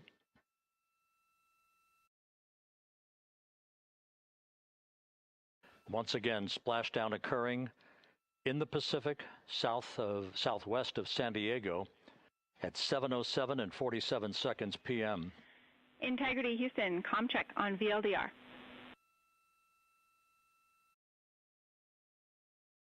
Houston, we have you loud and clear on VLDR. How else? We have you the same. We'll meet you over in post-landing. Perfect communications established. What a journey. We are stable 1, 4 green crew members. Houston copies all. Reed Wiseman reporting 4 green crew members. That is not their complexion. That is the fact that they're in great condition. That's what that means. So stable 1, upright. The crew module uprighting system is being deployed. The 5 airbags being inflated through helium to maintain the upright configuration for the vehicle. This was a textbook entry and a textbook touchdown for Integrity. Reed Wiseman, Victor Glover, Christina Cook, and Jeremy Hansen back on Earth after a journey around the moon.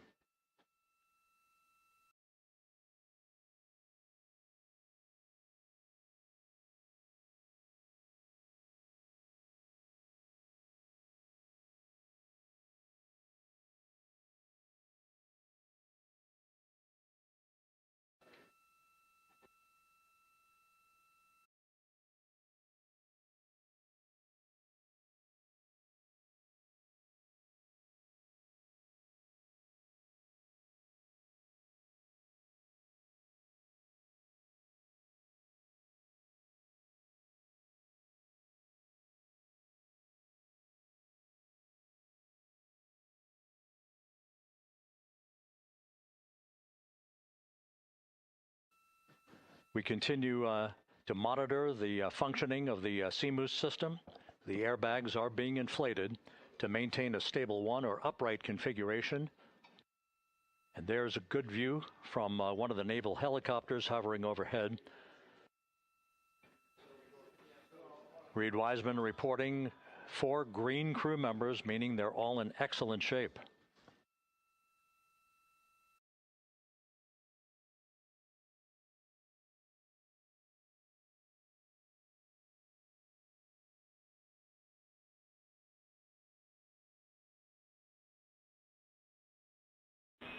Integrity Houston for SAR beacon and radio.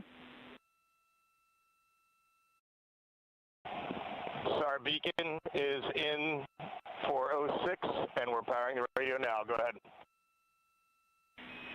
We see the beacon on. However, the recovery team is not seeing the signal. Your SAR radio uses the same antenna, so you may run into trouble with the radio. Okay, copy. And we are also powering up the sat phone now.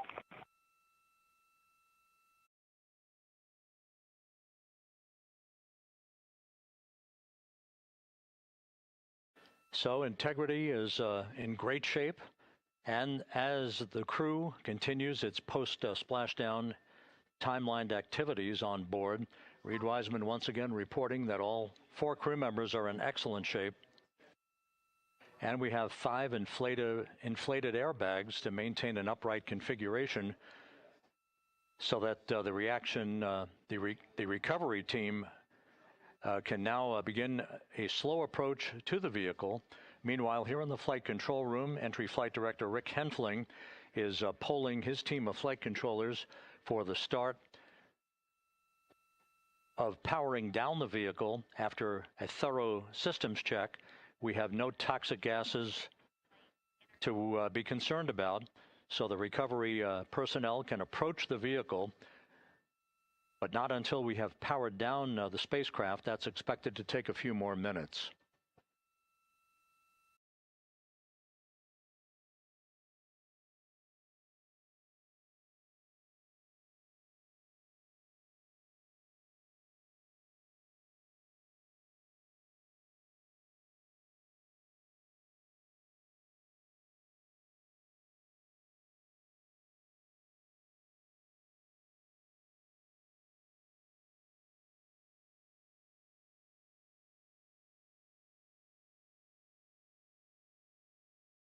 Integrity back on Earth following its historic flyby of the moon.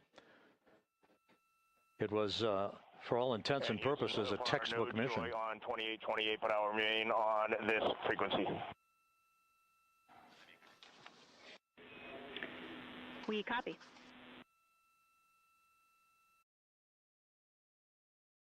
Reed Wiseman indicating some trouble with the SARSAT phone on board, but that's not an issue. What is more important is that the vehicle is solid. No issues as we begin the power down of the vehicle to begin the recovery process.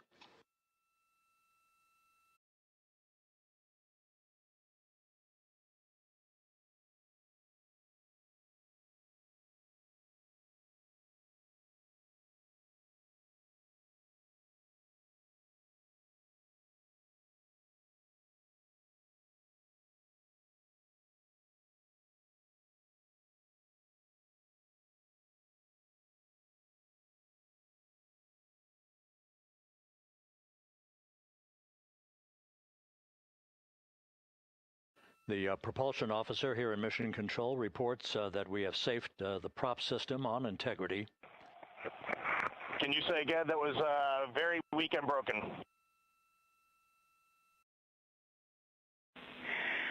Integrity, Houston did not call.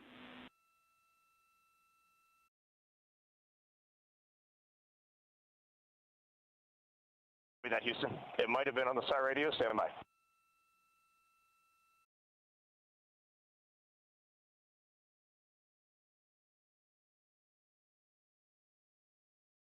All of the milestones were executed in perfect fashion.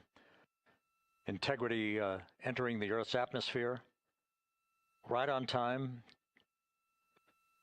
reaching its peak speed shortly after a blackout period began. We emerged from the blackout period, but the recovery imagery airborne assets were able to pick up Integrity's descent almost immediately through entry interface, tracking the vehicle all the way down.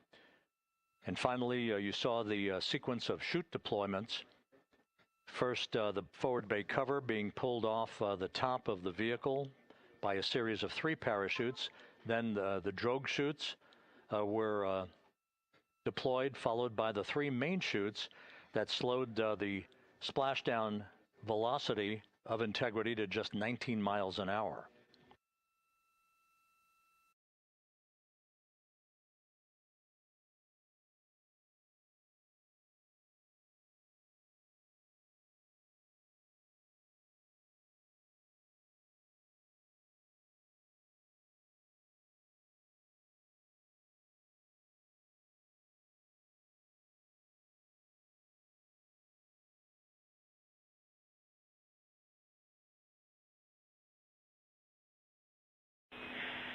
Integrity, Houston, with no joy on SAR and SAT phone, we'd like you to command an additional 15 minutes for a total of 30-minute power down delay.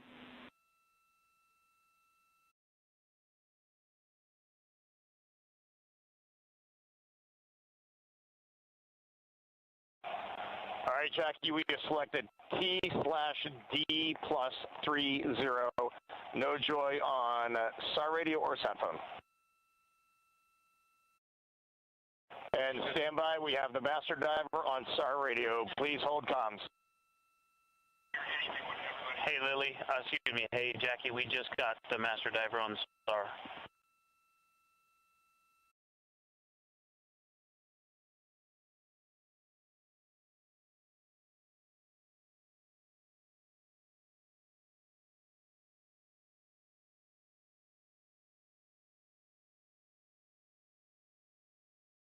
A good view of one of the fast boats. Integrity, Houston, if you are happy with your comm with master diver, you can go back to the 15-minute power down.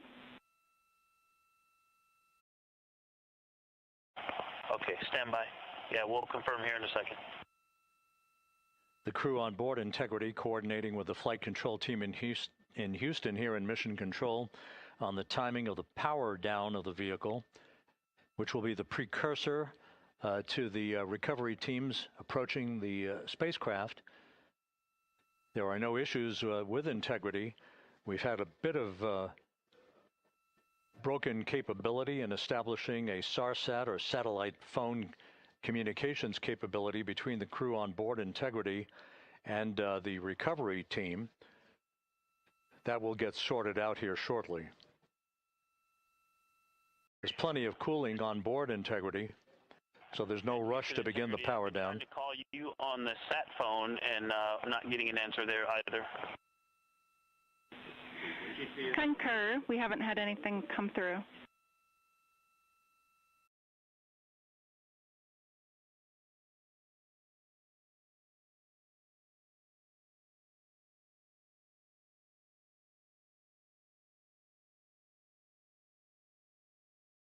In Houston, if you could relay to recovery that we hear them, but it does not appear as though they are hearing us.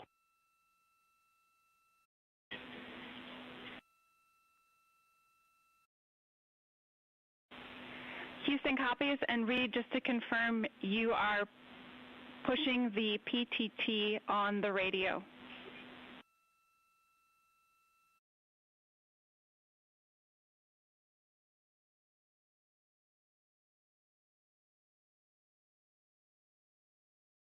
So as we continue to sort out the communications between Integrity and the recovery teams, we are standing by for the initiation of the power down procedures that, as you see, the recovery teams are moving towards the side of the capsule. The next major event will be the erection of that large inflatable raft called the front porch. That will be the port of call for the crew as they're being extracted one by one from the vehicle.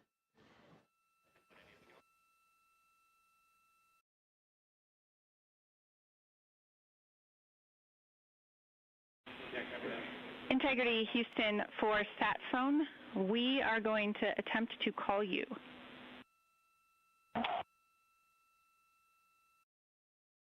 Good idea, standing by. And Jackie, yes, we are pushing the push to talk, the two buttons on the left side of the radio below the up-down arrows. We are utilizing them. I'm rebooting the radio to see if we get good comms. Okay, we copy all, and just to confirm, you are seeing that you are touchdown plus 3030 for power, correct? That's affirmative.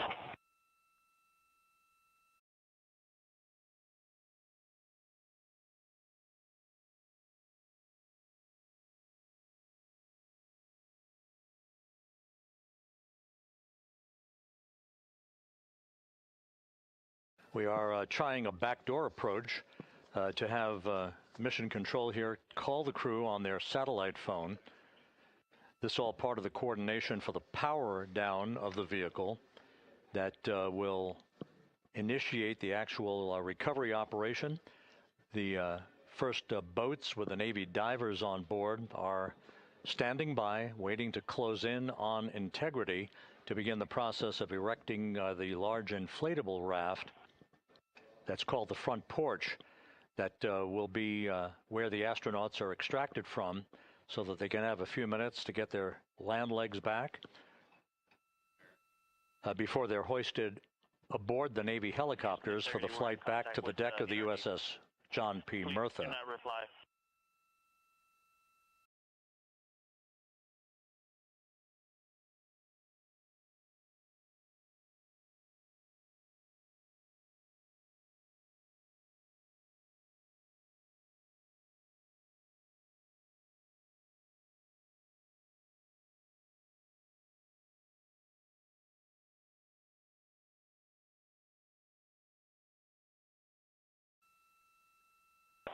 And Houston, please don't reply. NRD, very weak, but readable. Master diver, we can hear, but they cannot hear us.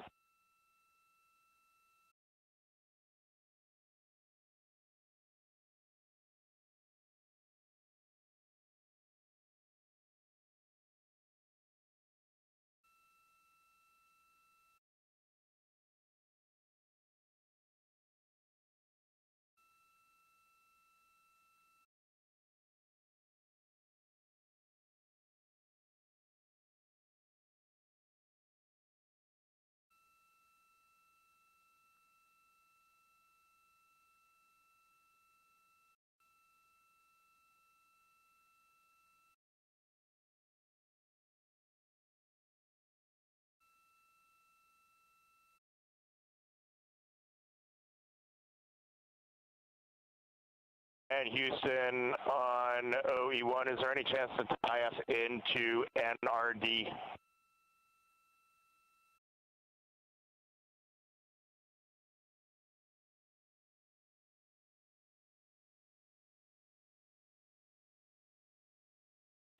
Checking.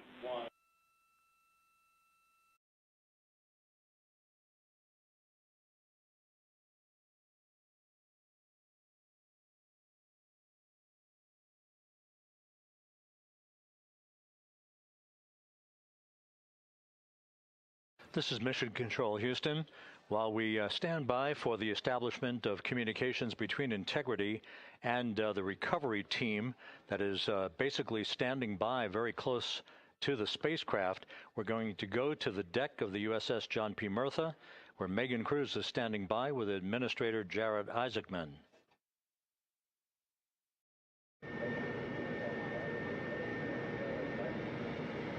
Hey, Rob, yeah, just such an honor to be able to be here on the ship, to be able to share and experience this moment with everyone together. And of course, as you just said, yes, here with NASA Administrator Jared Isaacman.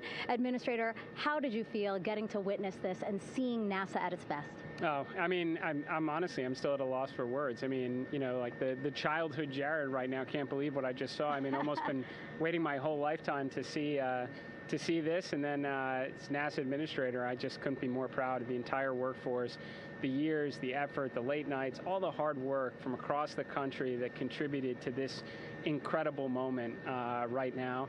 And yeah, incredibly grateful too for our teams here on the John P. Murtha right now. Yeah, look at them behind us here. We got everybody. Hey, what do you guys think? We just brought some astronauts back from the moon, huh?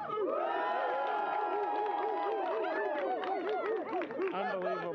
Thank you. Yeah, so grateful to the Navy, the sailors that are here, the NASA teams. I mean, this is a joint effort that's on their way right now. These recovery forces are getting out to our Orion spacecraft, to Integrity, get our astronauts back on the ship safely. Yeah, and this is not just an accomplishment for NASA. This is an accomplishment for humanity. Again, a historic mission to the moon and back. How does this make you feel, and what do you hope people take away from this?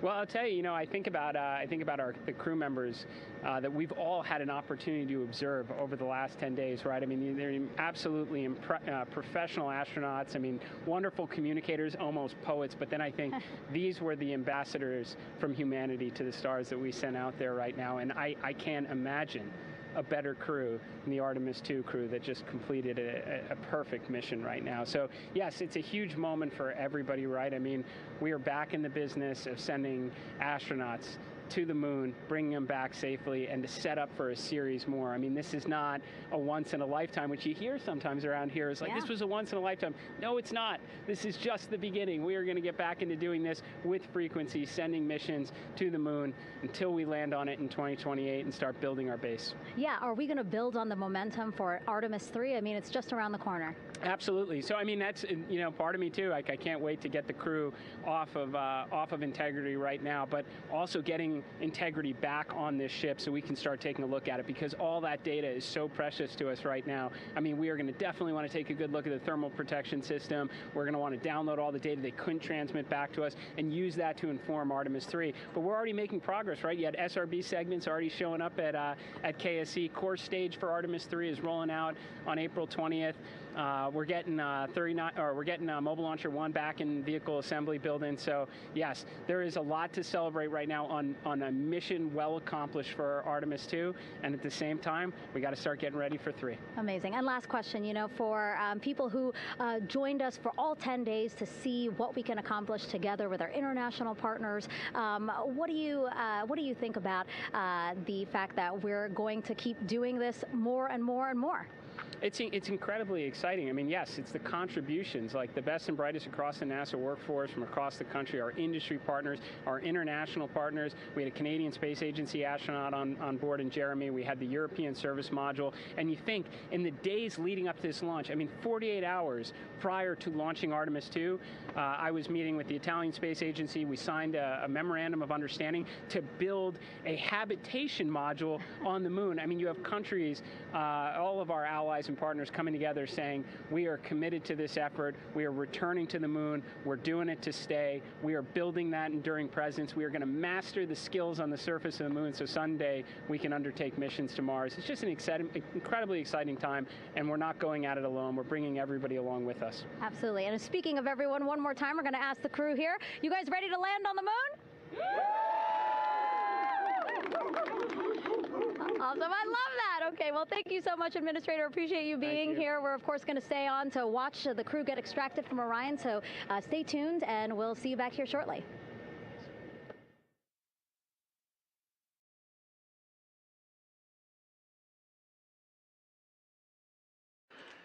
Thank you, Megan, and thank you, Administrator Isaacman. We are in the process of working to establish that communications link and to establish the procedures that will lead to the power down of the spacecraft, which is gently bobbing in the Pacific following a bullseye touchdown that occurred at 7:07 p.m. Central Time, 5:07 p.m. Pacific Time, 2.5 hours before sunset in the Pacific, southwest of San Diego. We have once again heard from the crew during that interview opportunity with the administrator, and we have 4 healthy crew members on board.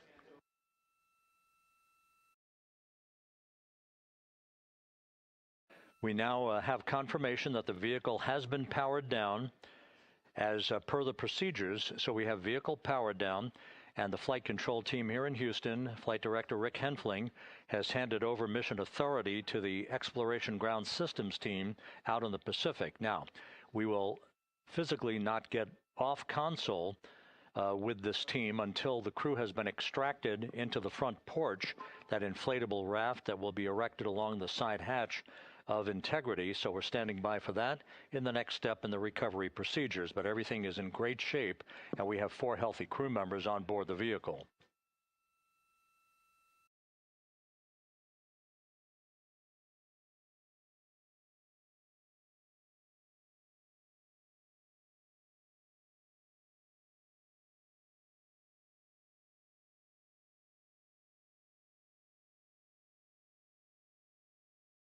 All of the entry events went by the book, no issues, perfect trajectory for Integrity that was culminated with one final raise burn to improve the angle of attack for the vehicle as it entered the Earth's atmosphere. All of that flight dynamics computation worked like a charm.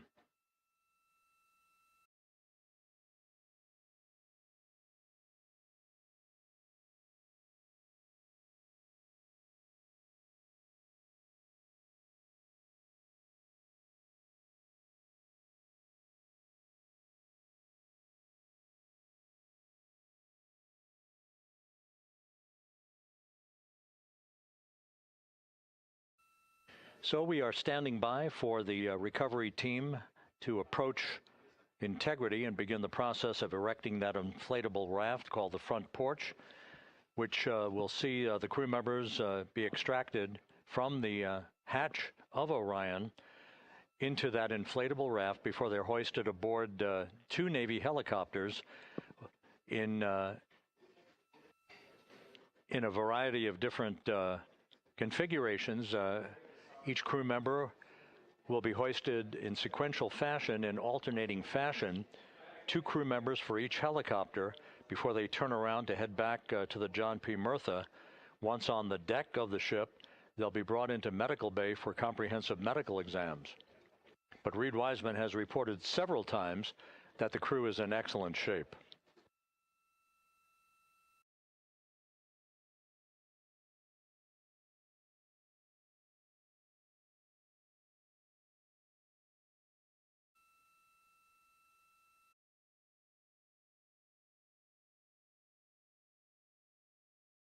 So just to recap, it has been some 26.5 minutes since the splashdown of Integrity in the Pacific. The vehicle is in excellent shape. It performed like a champ all the way down through the Earth's atmosphere. All of the vehicle functions were checked off in excellent trip hammer fashion. The parachutes all deployed as planned. Splashdown occurring at 7:07 p.m. Central Time, 5:07 p.m. Pacific Time.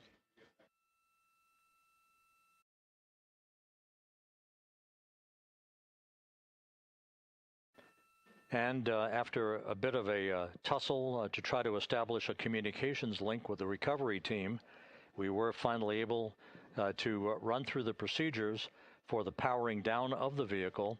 We've handed over mission authority to the Exploration Ground Systems folks out in the Pacific, and the recovery team will be approaching the vehicle shortly to erect the inflatable raft called the front porch before opening the hatch to Integrity to bring the crew members onto that raft before they're hoisted onto two Navy helicopters, two crew members for each helicopter, before they're flown back to the deck of the USS John P. Murtha.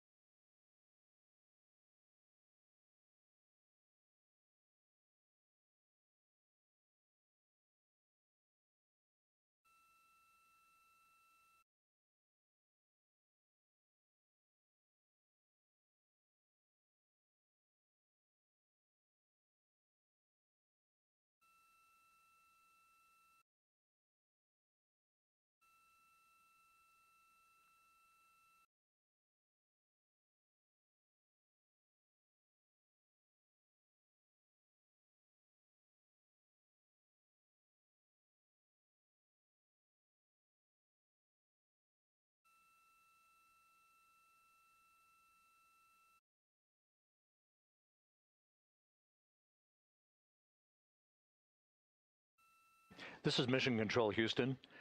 After talking to the flight dynamics folks, we have a bit of a refinement on the splashdown time for you.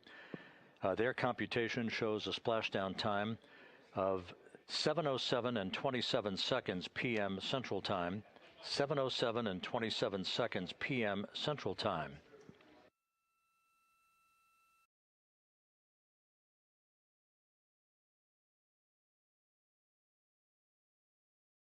That would equate to a mission elapsed time of 9 days, 1 hour, 32 minutes, and 15 seconds.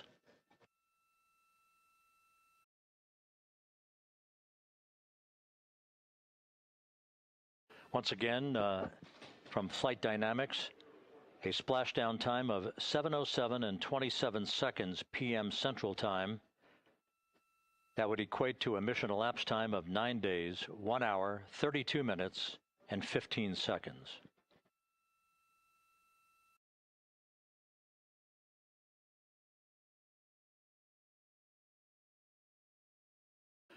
Reports from the Pacific indicate that the recovery team in communications with the crew aboard Integrity, that the crew remains in excellent shape as they await the approach of the team for a final hazard gas evaluation before they move to the side of the vehicle to erect the inflatable life raft called the front porch.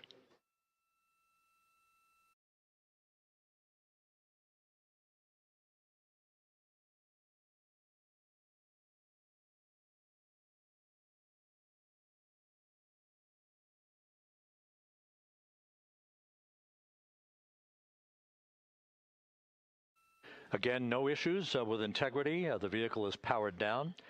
All of its systems are now safed. We have handed over mission authority to the Exploration Ground Systems folks in the Pacific, but we will not stand down and have the entry flight control team depart its positions until that inflatable raft, the front porch, is erected, the hatch open, and the crew having exited the vehicle. So that's the next step in the recovery process that will lead to the hoisting of the crew members. For 2 crew members for each helicopter, they'll be hoisted to a pair of Navy helicopters that will then fly a short distance back to the USS John P. Murtha. What you're looking at is one of the fast boats circling the vehicle to make a hazard assessment.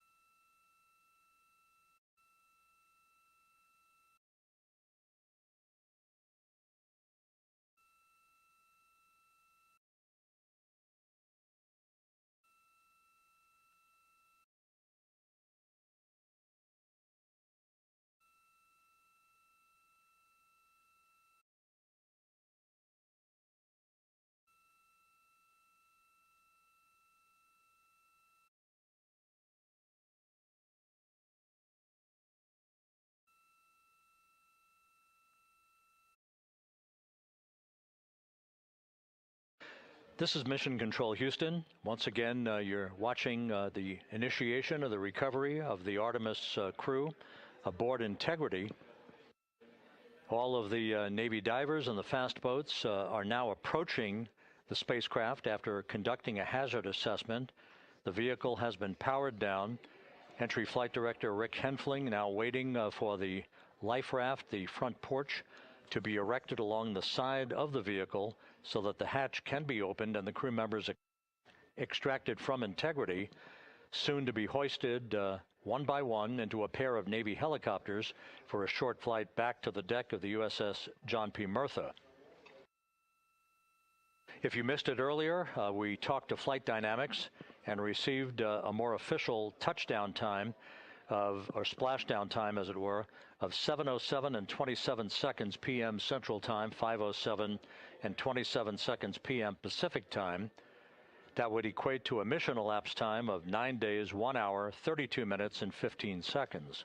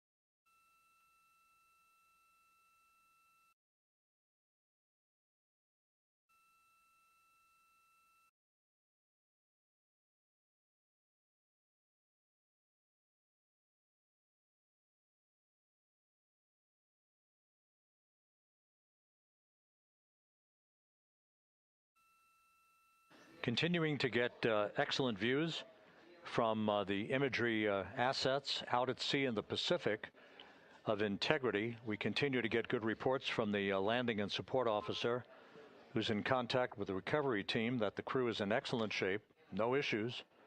They're just currently biding their time, waiting for the front porch to be erected. We have no hazardous hazard gases and no hazardous situation with the vehicle. It performed perfectly all the way down from entry interface to its splashdown in the Pacific at 7:07 and 27 seconds p.m. Central Time.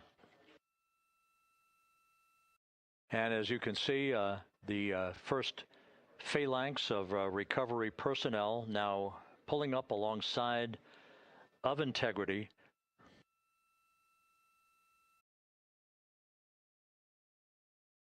This includes Navy divers and Navy flight surgeon and other recovery personnel who have trained for several years for this recovery process.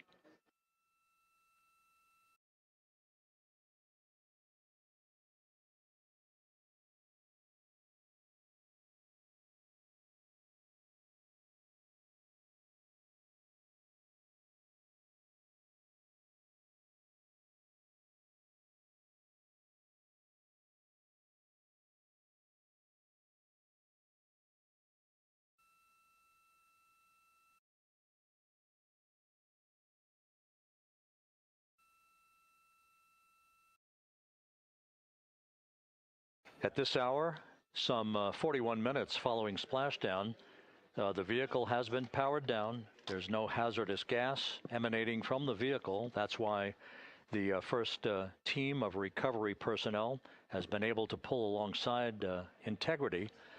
And the reports continue to come in that the 4 astronauts are in excellent shape.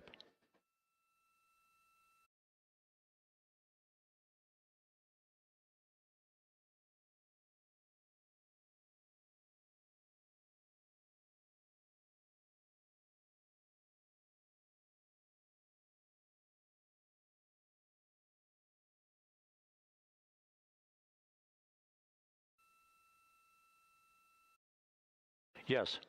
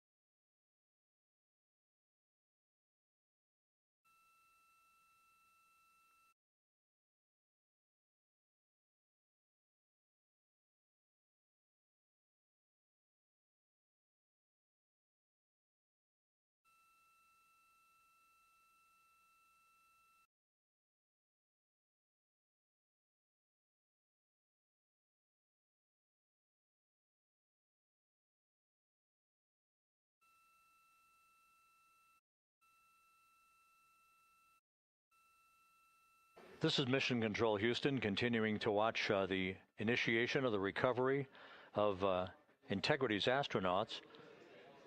One by one, they'll be brought out of the spacecraft onto a large inflatable raft just a short time from now.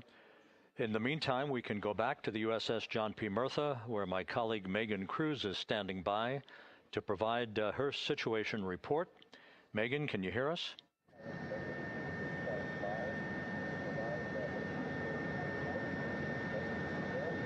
Hey, Rob. Yes, I can hear you. Thank you. Yeah, we're back here on the bow of the recovery ship where there are still plenty of people peering out into the water. We are not very far from the action everyone is seeing on their screen now. The Orion spacecraft, Integrity, in the ocean, surrounded by a number of recovery boats.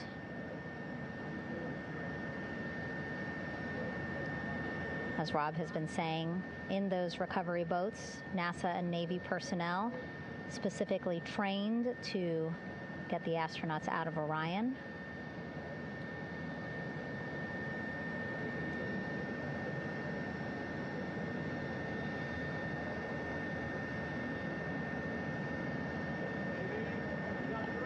In some of our wide shots, you can probably see that there are 6 boats out in the water.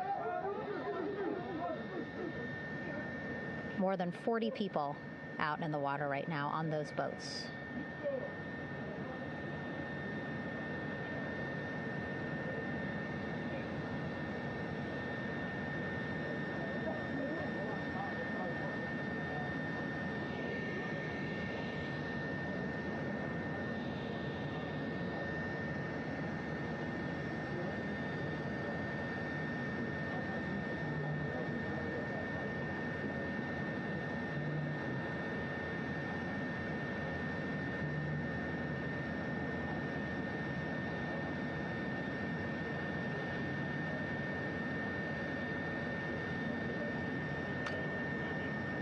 First order of business is to set up the front porch and the stabilization collar.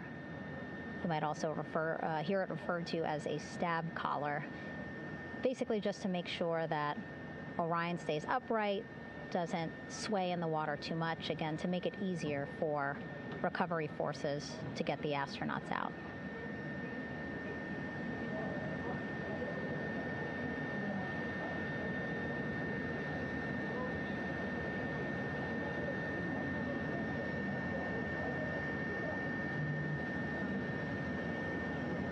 Again, we splashed down in the Pacific Ocean just after 5 p.m. Pacific time here. It's a requirement by NASA to be able to get the crew out of Orion within 2 hours of splashdown. So doing great on time so far. Plenty of time. No rush either. I was speaking to NASA flight surgeon Rick Schuring earlier in this broadcast, and he said to me, no rush to get the crew out. Just want to make sure that they're feeling good, and whenever they're ready to take their step out of Orion and onto that large raft, the front porch, folks will be ready.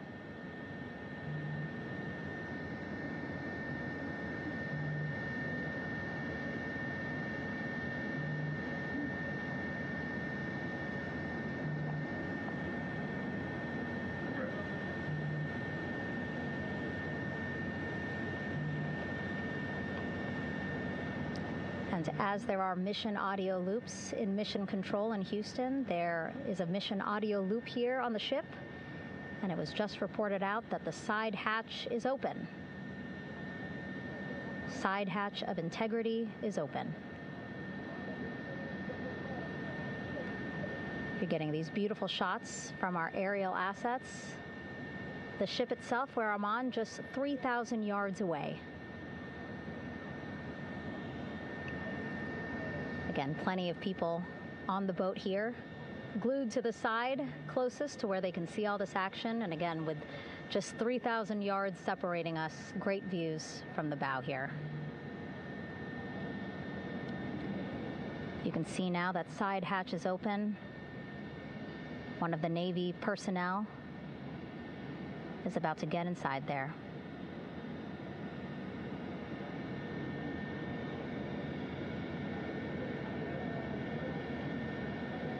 In they go.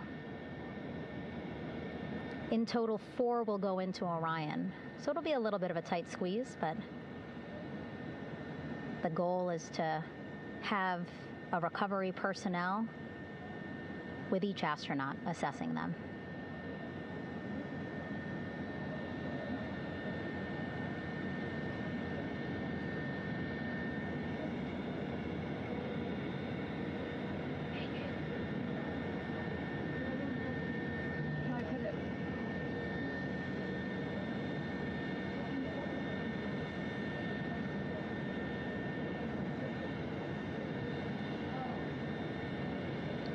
Boats getting closer now.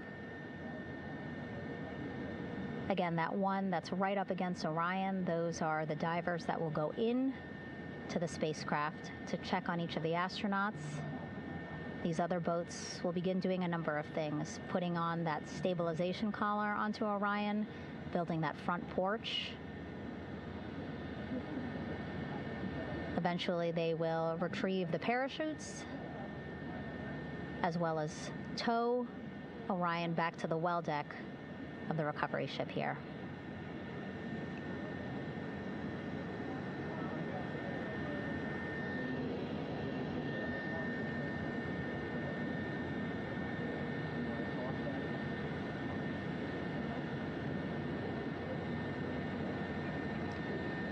And so as we wait for the Navy and NASA personnel to get their assessment of the crew inside of Orion, why don't we toss it back to Rob for an update?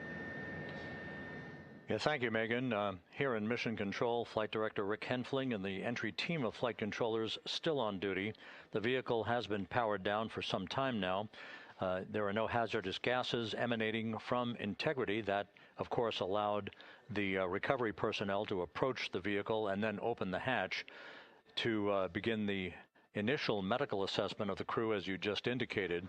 Now we're standing by for the erection of that inflatable raft, the front porch, alongside of the vehicle that will enable the crew to be extracted one by one onto the raft, have a moment or two to get their land legs back before they're hoisted into 2 hovering Navy helicopters, 2 crew members for each helicopter, for a short flight back to the deck of the USS John P. Murtha.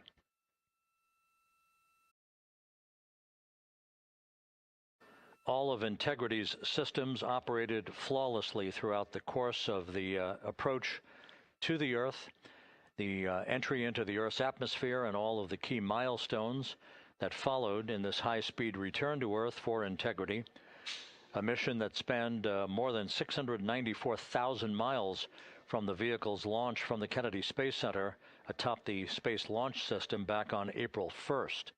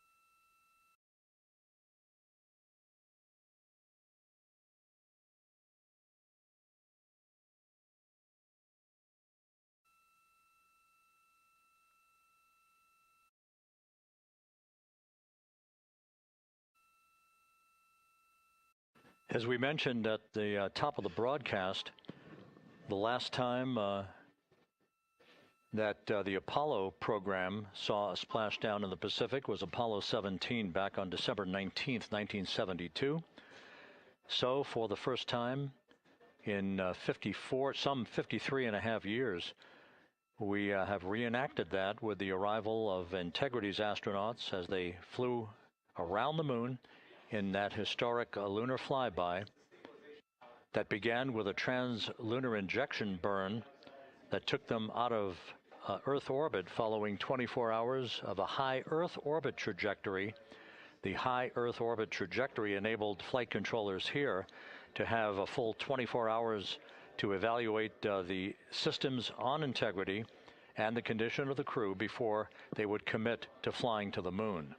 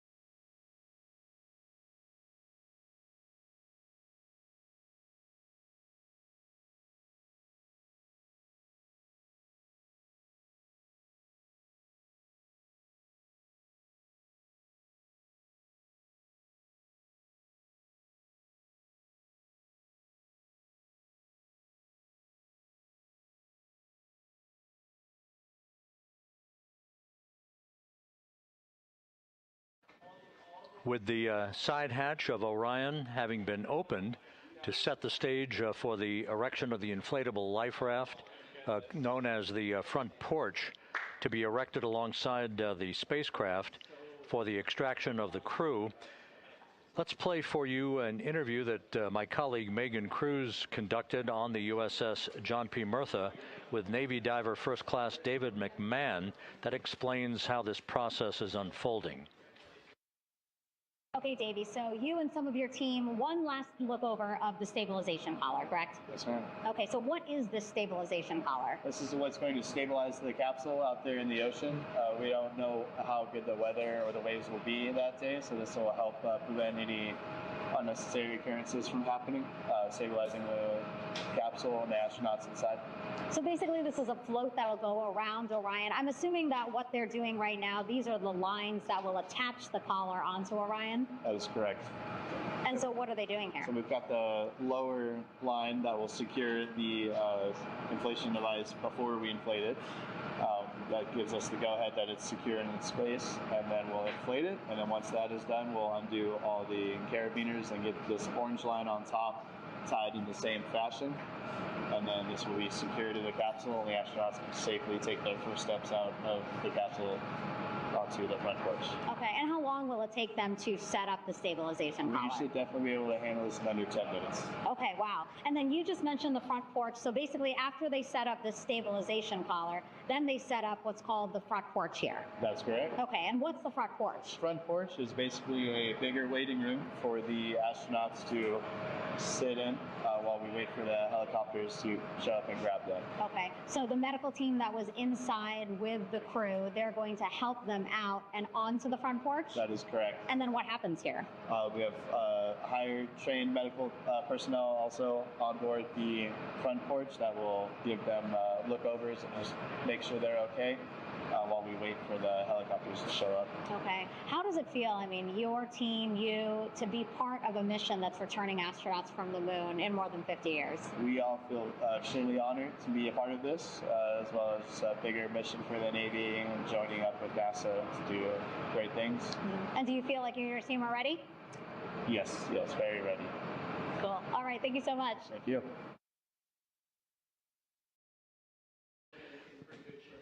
Once again, the recovery operations are continuing out in the Pacific. We shortly should see that life raft, the front porch, erected alongside the side hatch of the vehicle.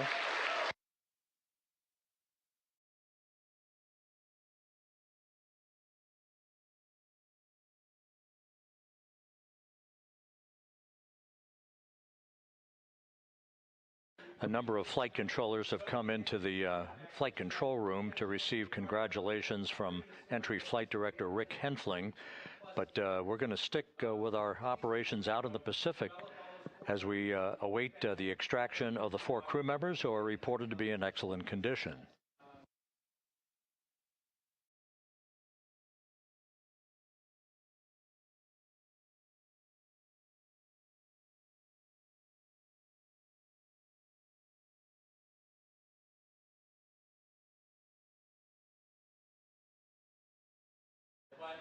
Again, while we stand by for that front porch to be erected alongside of the side hatch of the vehicle, let's go back to the USS John P. Murtha and Megan Cruz. Megan?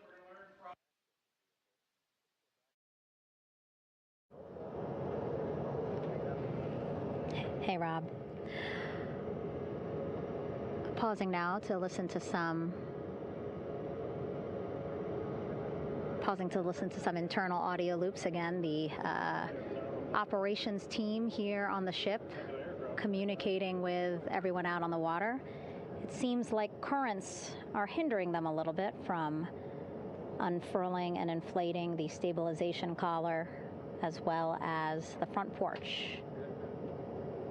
But again, the requirement to get the crew out within 2 hours of splashdown, plenty of time. So no concerns just yet. But as calm as the water looks, yeah, it looks like it's hindering the teams just a tad.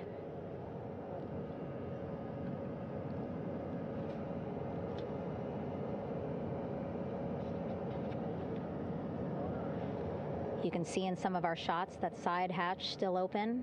Again, inside there are now 8 people inside. 4 divers, Navy divers, all with medical training, each assigned to an astronaut each. Making sure that they're comfortable, feeling good.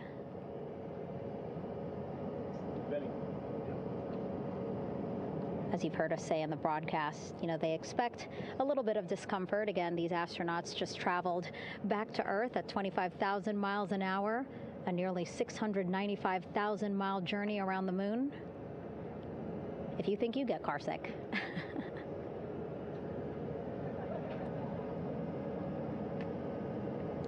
Again, 6 boats out there, lots of gear with them, just in case, right?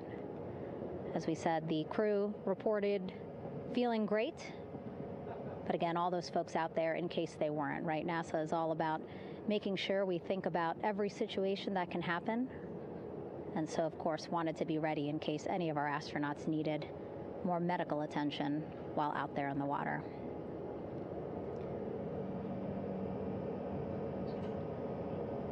You see now teams, again, trying to set up the stabilization collar and front porch for the crew to get out of Orion. They need both, right? The stabilization collar will keep Orion from swaying as you see it is doing now.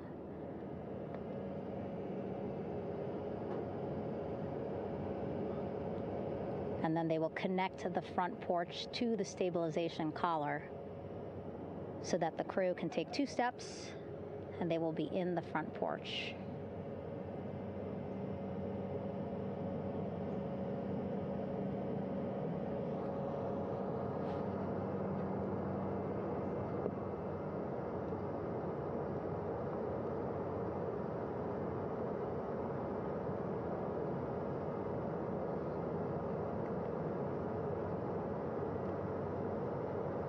Not a lot of chatter on the mission audio loops. That's a good thing. Again, things proceeding pretty nominally, even if they're fighting some currents out there on the Pacific Ocean.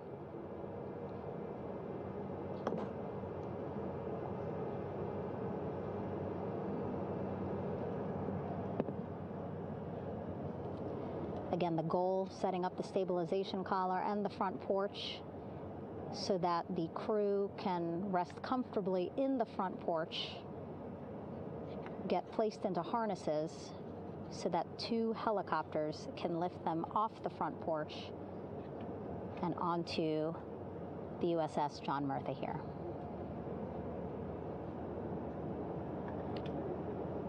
The helicopters are going to take turns picking up an astronaut. So again, Helo 1 and Helo 2.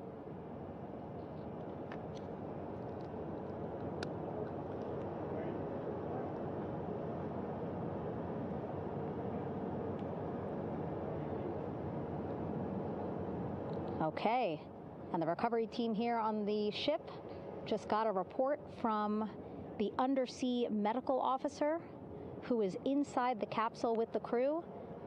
He is reporting all 4 members are green. All of our 4 astronauts, Reed, Victor, Christina, Jeremy, green, meaning they are feeling great, not the complexion of their skin. They are feeling great, happy to be home, and ready to be extracted as soon as possible.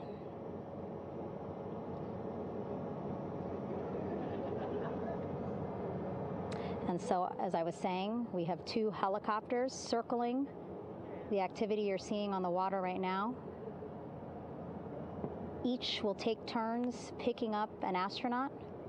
So Helo 1 will come on in, hover above the front porch, about 40 feet above the front porch. A Navy recovery specialist will be hoisted down into the front porch. The restricted maneuvering doctrine is in effect. We'll connect to the first astronaut, which we're expecting to be Christina. And then Helo 2 comes around, picks up Jeremy, while Helo 1 stays above head, and then Helo 1 will come back in for another astronaut, and then Helo 2 for the last astronaut, and then back to the flight deck here on the recovery ship.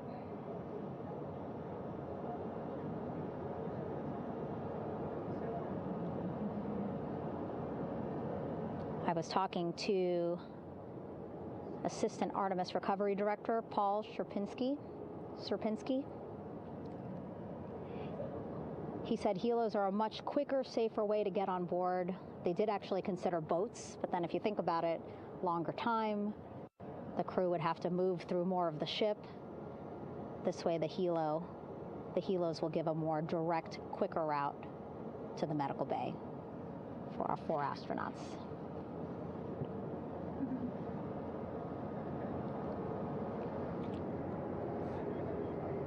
Beautiful shots from our aerial and imagery teams.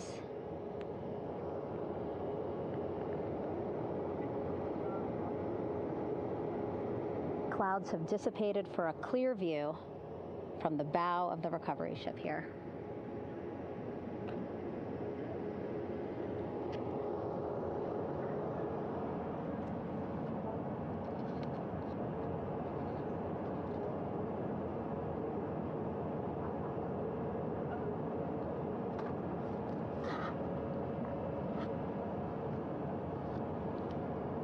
You can still see divers in the water there.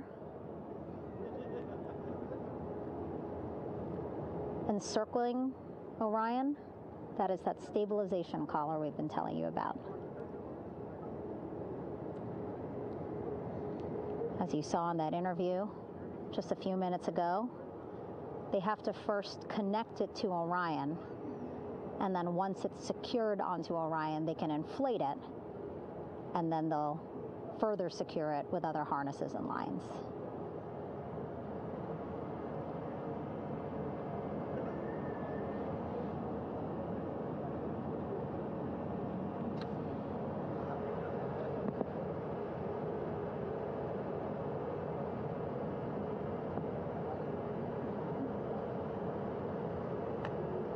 About an hour and 10 minutes since splashdown in the Pacific Ocean here.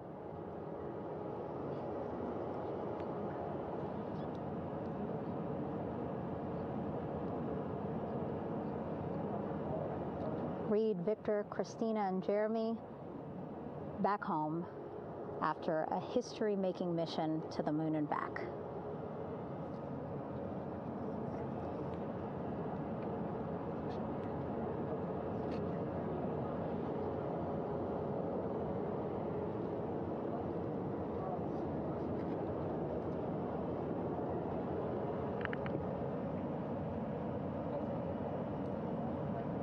If you missed what we said just a couple of minutes ago, the undersea medical officer inside with the crew in Orion, reporting all 4 crew members feeling great.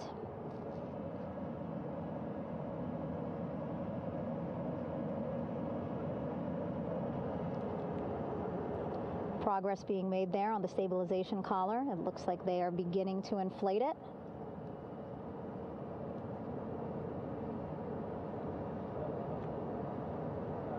And it looks like they're starting to unfold the front porch in order to get that into the water here shortly and inflate that as well.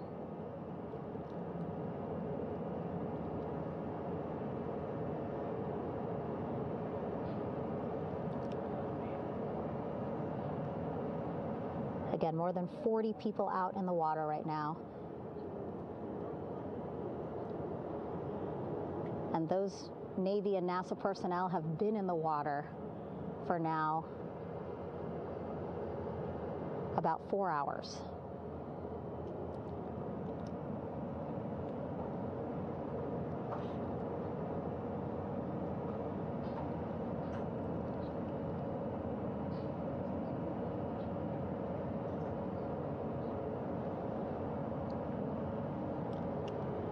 The reason why they had to get out so early is just to stage everything.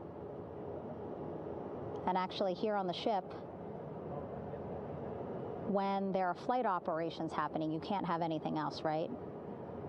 Just because the flight deck can be a dangerous place, so they just want to focus on planes coming and going from the ship, so that's why they wanted to get the boats in the water to make sure that they have all the time they needed for the flight ops. And then the same crew here out in the water, they will stay out in the water for a number of hours after we recover the crew and get them back on the ship, because then they have to recover Orion.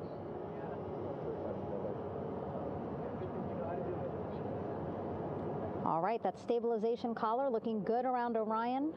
We're now seeing some recovery personnel getting on to that collar. Again, they need to further attach it to Orion to make sure that it can really prop up the spacecraft. It's basically lifting it up off of the water just a tad. Again, so it's not so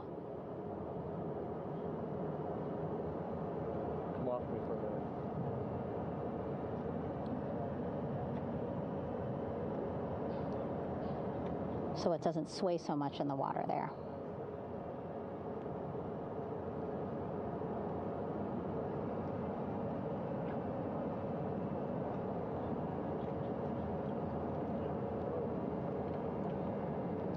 And now that front porch looks like it's nearly fully inflated as well. You can see a much larger surface area.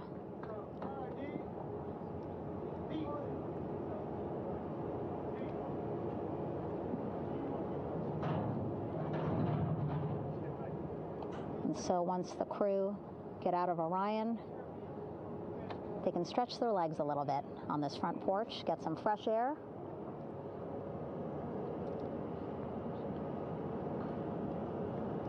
And enjoy this beautiful day here on their home planet.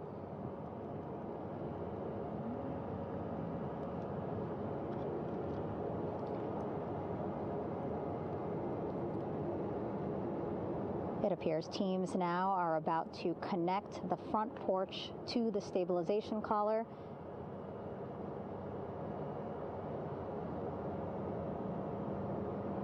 And at that point, when both are secure, we should soon see astronauts come out of Orion.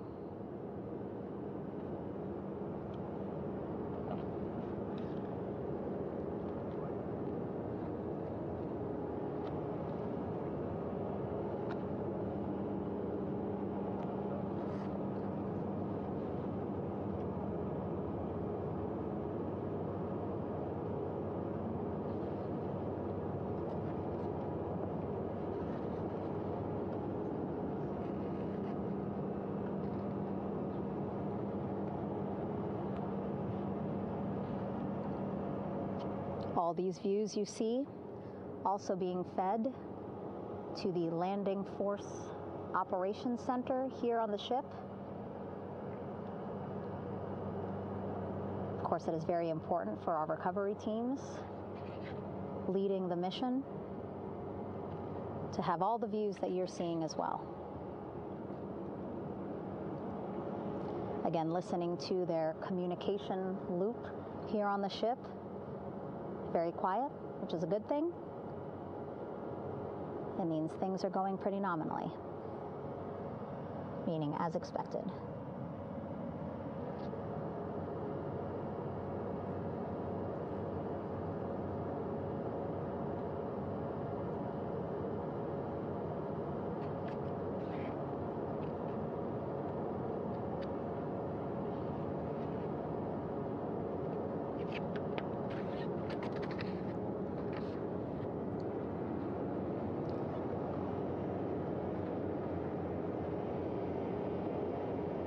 Again, all this activity happening just 3,000 yards away from the ship. So that means this will be a very quick flight back on the helicopters for the crew. 2-3 minutes, and then they'll be back here on the ship. I know.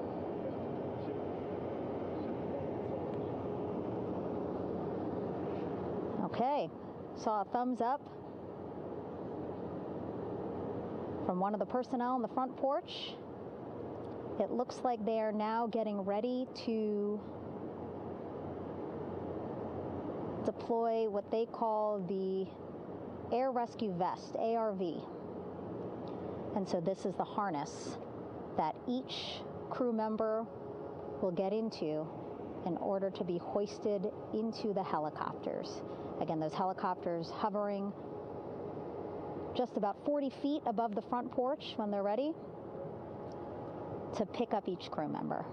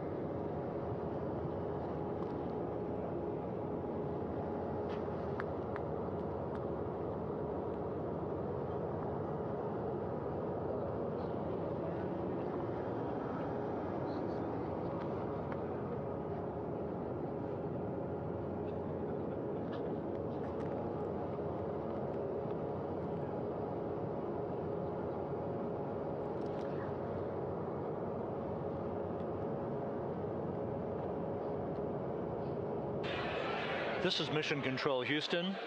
Behind me, a fairly raucous scene as hundreds of flight controllers have poured into the flight control room here.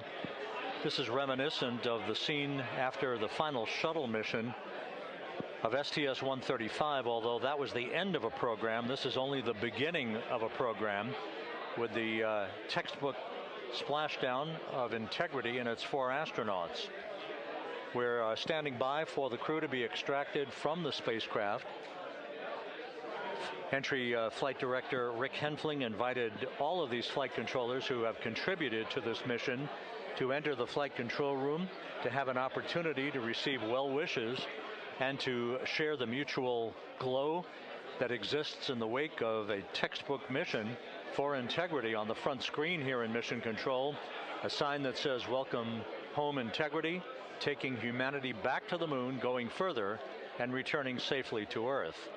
So all of that jubilation, part of the post-splashdown activities, even as we await the crew being extracted from the vehicle to be hoisted onto Navy helicopters for the trip back to the USS John P. Murtha.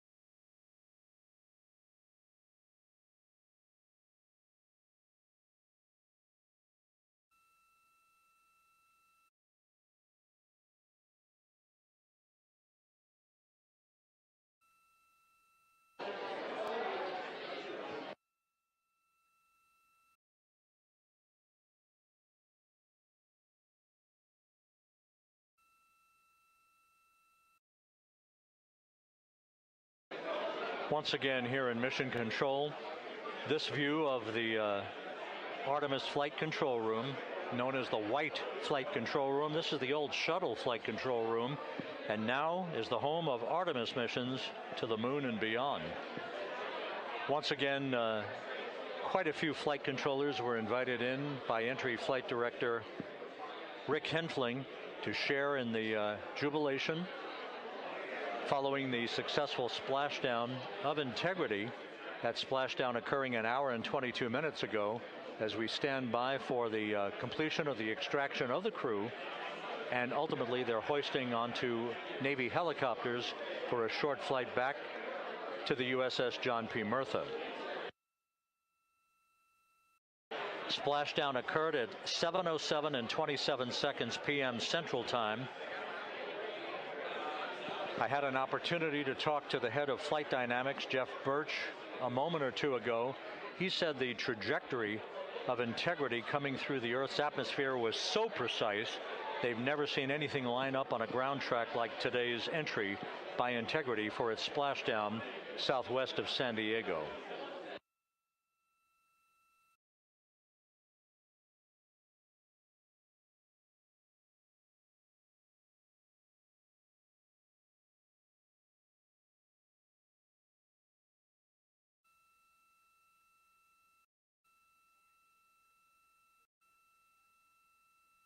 And the initial, you can hear it.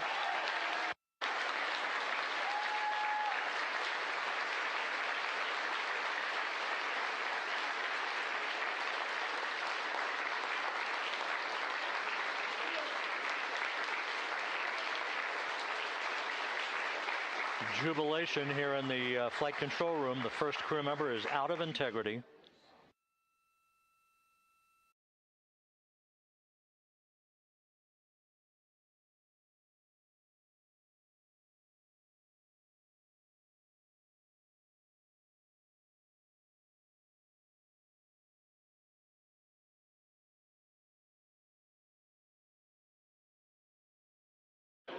We are expecting the other crew members momentarily to be extracted.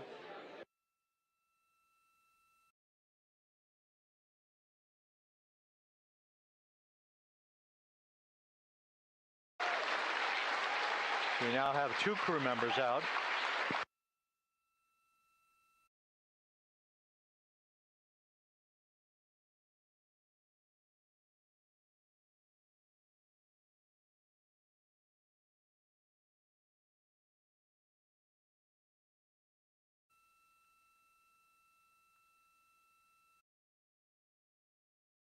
Two crew members out, 2 to go.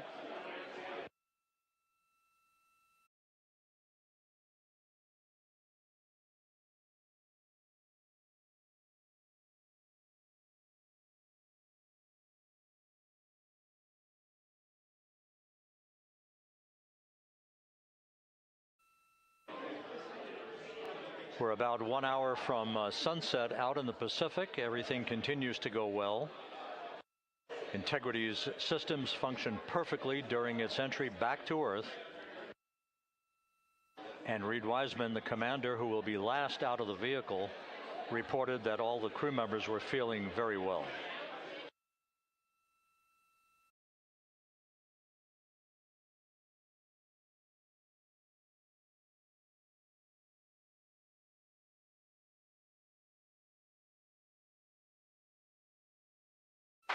Crew member number 3 now out.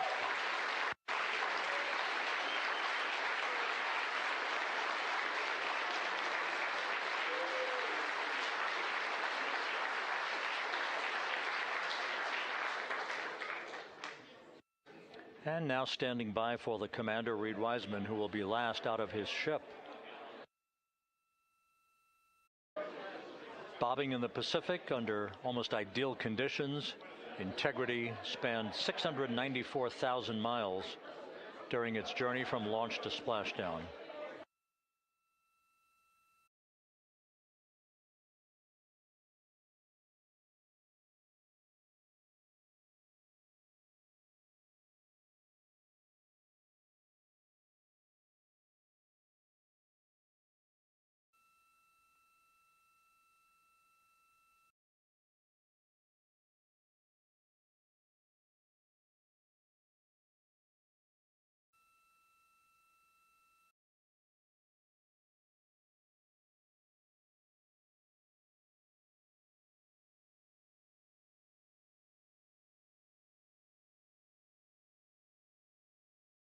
And we now have Reed Wiseman out of the vehicle, all 4 crew members now out of Integrity.